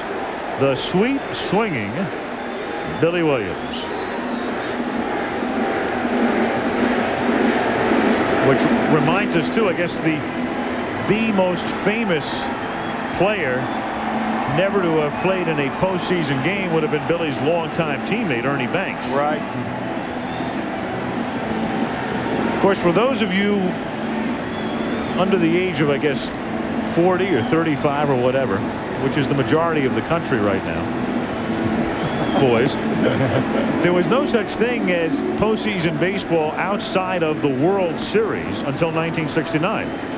You had 2 leagues and you had 8 teams, and then in the early 60s they were expanded to 10, and you had a World Series, and that was it. And then in 69 they divided the American and National Leagues into Eastern and Western divisions, and that started the playoffs, or the League Championship Series. And now, of course, under this new format, you have to win 11 games to win the World Series. 3 here, 4 in the League Championship Series, and then 4 in the Fall Classic. Exactly.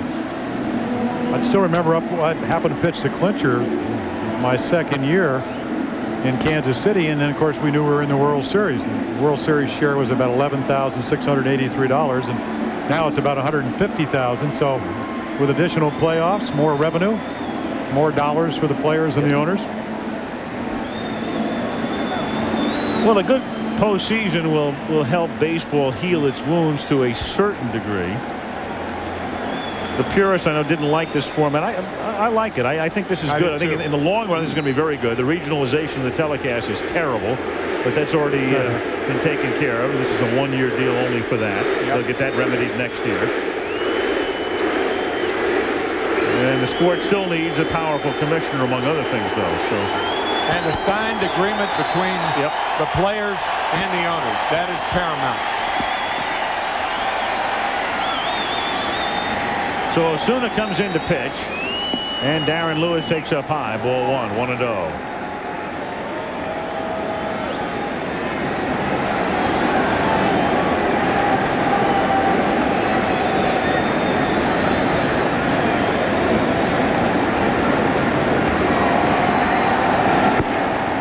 That's a strike, and the count 1-1.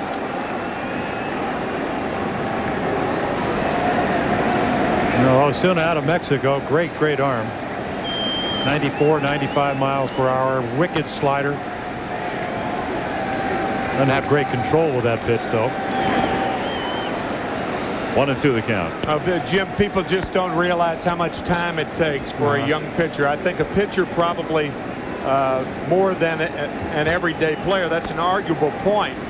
But I think it just takes longer for a pitcher to develop. And this young man right here has got a bright future in front of him. Great arm. In fact, the whole Dodger staff, good young arms. It's basically a young team. And Lewis has gone on strikes, but in the inning, the Reds add 3 more. And the celebration is going to begin very soon. 10-1 Reds. To your game in a moment, but the Yankees and the Mariners in the 8th inning. The Yankees mounting a comeback. Bill Risley on in relief facing Bernie Williams. He gets his 2nd home run of the night, followed up by Mike Stanley, who also goes to right field. That makes it a 7-4 game in the 8th, but Norm Charlton comes on, nails it down. 7-4. The Mariners get the win, and they are still alive. The Rockies and the Braves still 5-5 now in the 10th inning. The Rockies, though, are just scoring a run. We'll update you in a moment. And back here in Cincinnati, 10-1 the Reds lead it. Jerome Walton is the new left fielder, with Ronnie Gant coming out in the 8th inning. If the Reds win tonight, the National League Championship Series opens here on Tuesday night against either the Braves or the Rockies. In the American League, the Mariners stay alive as Karros grounds one to short. It's the 4th time tonight that Karros has led off an inning, and he grounds out 1 away. If the Mariners win that series in the American League, they would open the ALCS in Seattle. If the Yankees win that series, it would open up in, well, the way it looks right now, Cleveland, because the Indians appear to be on the verge of clinching. 6-5 as the Rockies have retaken the lead in the top of the 10th in a wild one in Atlanta. And top of the 9th, Indians 8, Red Sox 2. Strike. 0-1 here on Wallach. Well, is this at the end of the line for Tim Wallach? A question to be answered. And again, the Lasorda question. And you know, all of us we're around the game and you talk to people, and sometimes you get a gut feeling what's going to happen. But I have to say, this one's a 50-50 with Tommy right now. I don't know. Yeah, I don't either. Wallach down on strike. Well, you know, Al, I know you're a lot closer to the Dodgers than I am. You live on the West Coast, but everybody, the talk I've heard all year is this is an underachieving ball club. But are the Dodgers, with making 130 errors with a young pitching staff, really that good? Well, you wonder. You know, you get a label, and they say they're underachieving, and part of that has to do with the fact that you had Piazza and Karros having terrific years. Mondesi had a real good first half, and he kind of tailed off second. But in a series like this, you begin to see all of the holes that exist on a team. So you begin to wonder, you know, is overachieving just a word that somebody writes early in the season and then everybody picks it up as the Shield singles to right field? I think a lot of people look at the Dodger roster and you see 3 straight rookies of the year, the possibility for a 4th, and you see some aging players that are maturing. I guess maturing players would be the better way to say it, with Karros and Piazza and Mondesi. Baseball labels might be the toughest to shake of any labels. I asked Lasorda before the game if he had a gut feeling as to what Peter O'Malley's decision was going to be in regard to Tommy's future. I don't know really what he has in mind for me. I love my job tremendously. Nobody in this world who loves their job more than I do. I have never lost my enthusiasm for this job. I've never lost my desire. If he doesn't want me to manage, that's what we'll do. If he wants me to manage, that's what we'll do. I'll probably talk to Peter as soon as everything's over because, hey, we're thinking about this game tonight. We've been thinking about getting into the playoffs. We haven't had time to really talk about it, and that's not that important right now. That was Tommy before the game tonight, discussing his future. He sends Hollingsworth up to hit for Mondesi here in the 8th inning with 2 out. And so Peter O'Malley, whose family has run this team for years and years, back to the Brooklyn days, and who has been a model of stability and consistency. Well, only he knows the answer right now as Hollingsworth grounds out to end the top of the 8th. To the bottom of the 8th inning, Reds 10, Dodgers 1. Back to tie the Rockies in the bottom of the 9th. In the top of the 10th inning, Andres Galarraga, who they walked Larry Walker to get to, brings in Dante Bichette, who had doubled, makes it 6-5. Then Vinny Castilla brings in Larry Walker as he drops this one out into right field. Walker had moved across on a wild pitch, 7-5. It's now moving to the bottom of the 10th inning. Al, Jim, Tim. Okay, John, and in Cincinnati, the bottom of the 8th inning with the Reds on top 10-1, and Barry Larkin with 2 hits tonight and 5 hits in the series. 1-0 with Antonio Osuna working for the Dodgers.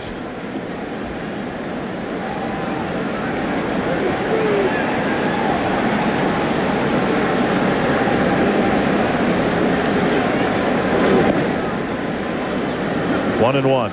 Now tomorrow, if this series ends here, those of you seeing this game in your various regions will get another game at 7 o'clock Eastern and 4 o'clock Pacific.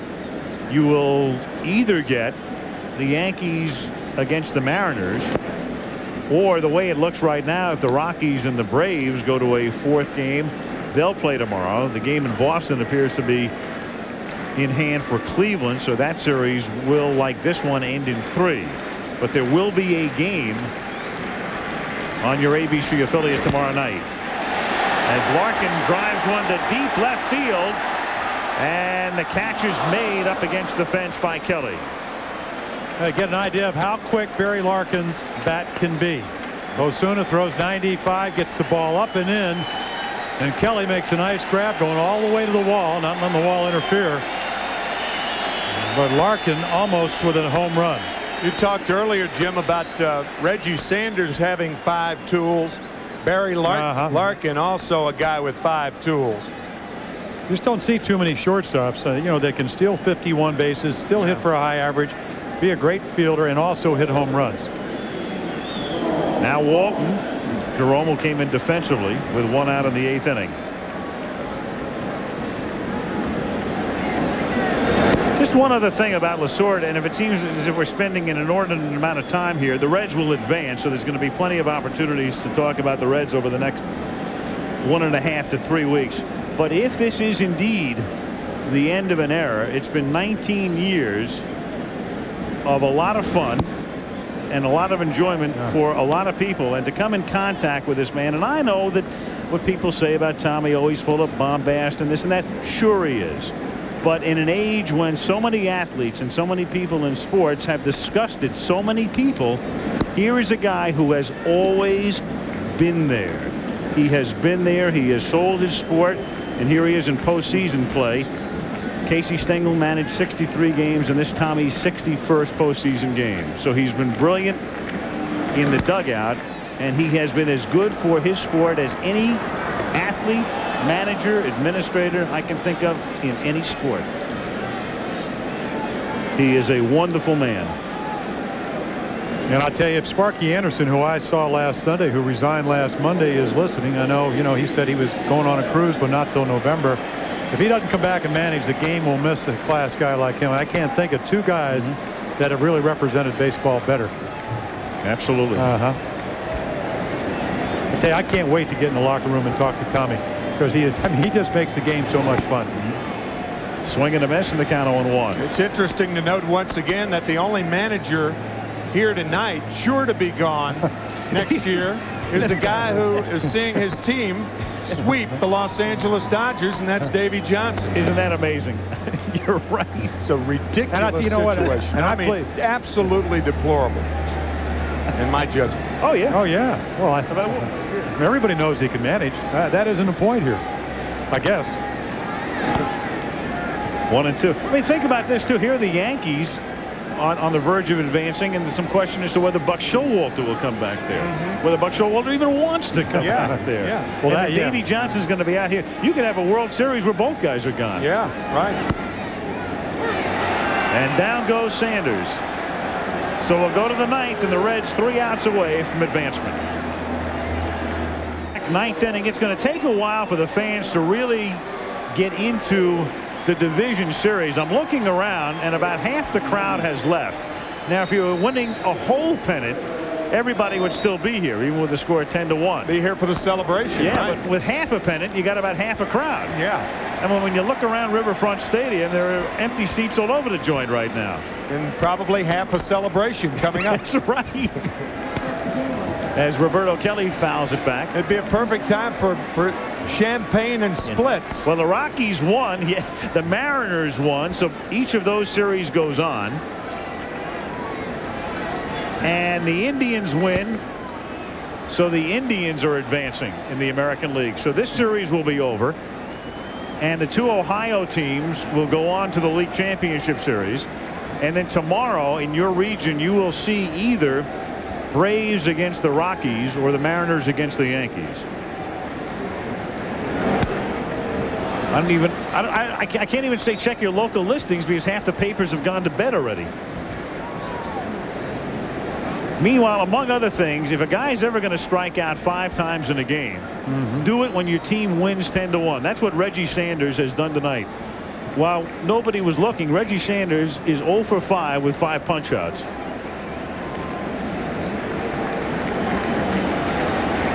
But he has some select company.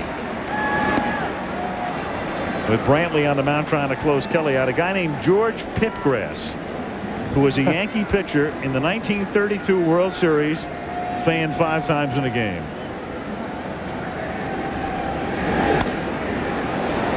And that's looped into left field, and it is a base hit. It is short hop by Jerome Walton. Single for Kelly. Our MCI proof positive replay this evening is relatively easy. Actually, the 2 replays on Wednesday night in the 7th inning, that brilliant play by Benito Santiago, and the MCI proof positive replay tonight. Watch Santiago ward off Chad Fonville back in the 3rd inning. and then come and make the tag. In a 10-1 ball game, you don't often show a defensive play at the end of the game, but that two brilliant plays by Santiago of the last two games. Well, there's no question that was a huge play at the beginning of this game, because if Fonville scores and Carros comes up and hits a home run and it's 3-0, it's a whole league ball game. Yep. Foul back. 0-2 the count. And again, our notes from Steve Hurt, I mean, it tells us that if you score the first run in the National League, that usually you win 64% of the time. The Dodgers do it over 75% of the time. So a young ball club maybe being on top by 1 run, which would have happened back in the third, may have made a difference. Dave Hansen, the pinch hitter, lines one into center field for a base hit. So runners at first and second. The Reds going with their closer, Jeff Brantley, and the reason is they're going to win the game, and Brantley is going to be off until next Tuesday, so an opportunity to get some work in for him. Tonight's game is being brought to you by Burger King, where you can get your burger's worth. MetLife, get Met It Pays, and the makers of Advil.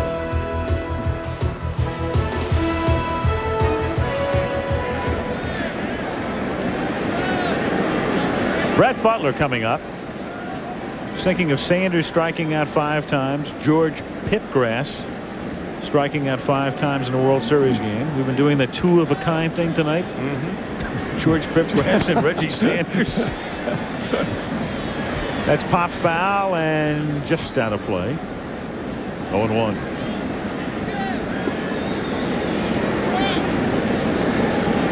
Mentioned Tim Wallach. We've mentioned Tommy Lasorda. You mentioned earlier in the game Brett Butler. Chance that a good chance that the Dodgers will not sign him again. Right. Not with Todd Hollingsworth, their center fielder of the future. Matter of fact, that's why they traded for Butler, because Hollingsworth went down. Lifted to left field. Walton coasts over. 1 away. Well, this is a very strange setting. I must say, all things considered, when you think about. You had the residue of the strike and a lot of empty seats in L.A. the other night for a couple of reasons. The division series, a new thing, Yom Kippur, the OJ distraction, and all of that stuff, and a lot of empty seats. And here we are in Cincinnati, the Reds on the verge of winning a series, and there can't be 20,000 people in this ballpark right now.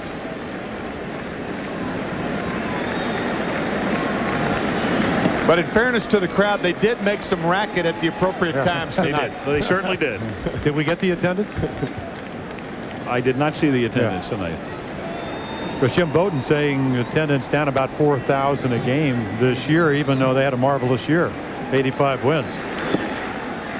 1-1.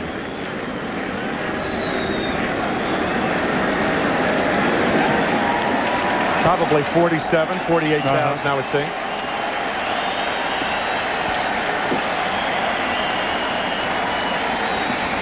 One and one on Gwynn. In the 9th inning with 2 on and 1 out, and Gwynn fouls it away. And the count 1-2.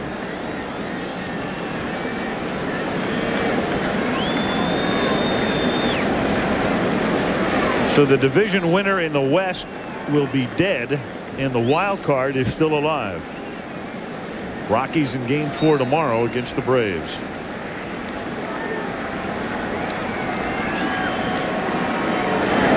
That's foul back. Matter of fact, both the wild card teams in each league advance to the finals. Yankees and the Rockies or advance to the fourth game. Yeah, advance to the fourth game. Still alive. Yeah. Yep. Yeah, you'll have 2 division winners and 2 wild cards still in the hunt tomorrow. And 2 other division winners already advancing after tonight's games. And Gwynn has gone on strike. So 1 out to go. And Mike Piazza will come up. And now what remains of the crowd rises as one.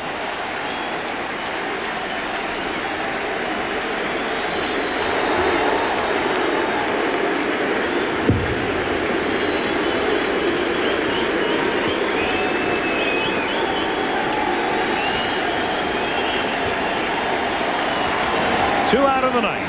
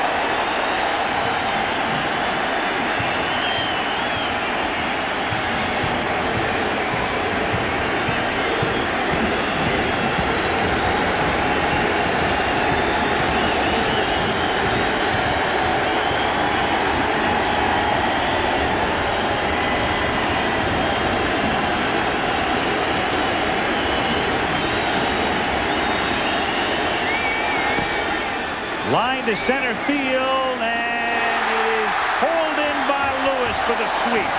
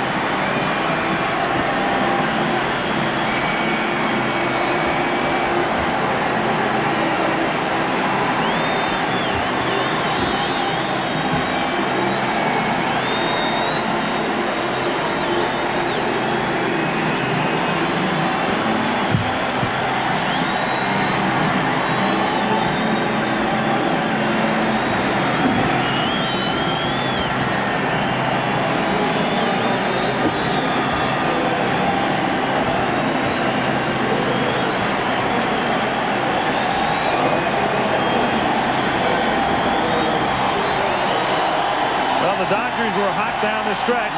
They had some momentum coming into the playoffs. The Reds were pretty cool in September, but September means nothing in October. So the Reds win. What do we call it? Half a pennant. Time for the splits. Yes, they do. The National League Championship Series begins here. Reds against the Braves or the Rockies Tuesday. And tonight's Chevrolet player of the game is Mark Lewis, who comes off the bench and hits the first pinch hit grand slam in postseason baseball history. And that broke it open. It turned a 3-1 game into a 7-1 game. And it was easy sailing from there.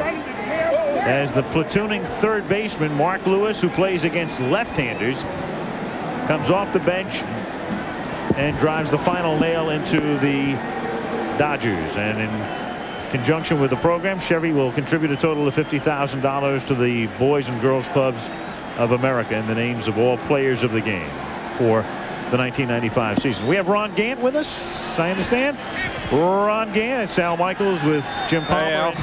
Tim McCarver, congratulations, sir. Well, I mean, for you, it has to be something extremely special to be prone after a dirt bike accident to think that your career might be over. And here you are going to the National League Championship Series. Hey, this is great. You know, I didn't play at all last year, and you know, I was wondering if I was going to be able to get back into baseball, and I came into spring training. I worked hard. Everything that's happened to me, it seems like it happened for a reason, and it was like a dream come true for me. Ron, any comparisons between this team and the Atlanta Braves of the early 90s? Yeah, there's a lot of comparisons. I think one thing that this team has that we didn't have in Atlanta was the speed that we have on this ball club. Everybody in the lineup can run, and we put a lot of pressure on the opposing pitchers, and that's the reason why we score a lot of runs on this ball club. Ron, Jim Palmer, you know, Nomo had a terrific year. It didn't look like his stuff was quite as good as it has been. Looked a little bit tired, but tough guy to face, and were you looking fastball when you hit the home run? Yeah, most definitely. I mean, he's the type of pitcher that you have to be aggressive on. If he gets ahead of you, then he's going to go to that split finger, and it's hard to lay off that. But, you know, we showed tonight that we were going to be aggressive, and we, you know, right off the bat. And we put a lot of pressure on him early and got him out of the game early. Rod, a very honest answer here now. Most hitters would love to face the Rockies pitching staff as opposed to the Braves, but in your particular case, would it be extra sweet for you to have the Reds face Atlanta beginning Tuesday? Well, yeah. I mean, like I said, all this feels like a dream to me, and you know, being released by the Braves and going through this season and being on a great ball club and getting back to the postseason is something I always dreamed. But you know, playing against Atlanta will be something extra special for me since that was the team that released me. Well, the good news for you guys is they lost tonight, and that means Maddox probably goes tomorrow, which means you might see him one less time in the playoffs if they get here. Right, yeah. From what I understand, he might have to pitch on Wednesday of next week, and you know, if it comes to that, we only have to see him once, like you said, and it'll be great for us, and you know, hopefully we can score runs off the other guys. Well, like a hard-working pitcher, you now get 3 days rest, Ron Gant. We'll see you Tuesday night. Thank you very much, guys. Okay. Ron Gant, who got it started with that shot into the second level off Nomo early on. And the Reds go on to win it and sweep the series. Now tomorrow night, 2 series still going. Reds advance. They will play the winner of the Braves-Rockies series, Game 4 there in Atlanta tomorrow. Game 4 in the American League Series between the Yankees and the Mariners takes place in Seattle. Check your local listings. The games tomorrow begin at 7 p.m. Eastern and 4 p.m. Pacific, an hour earlier. So until tomorrow, Al Michaels, Jim Palmer, and Tim McCarver, with special thanks to Kirk Gowdy, Bill Webb in the truck, Steve Hurd upstairs, saying good night from Cincinnati.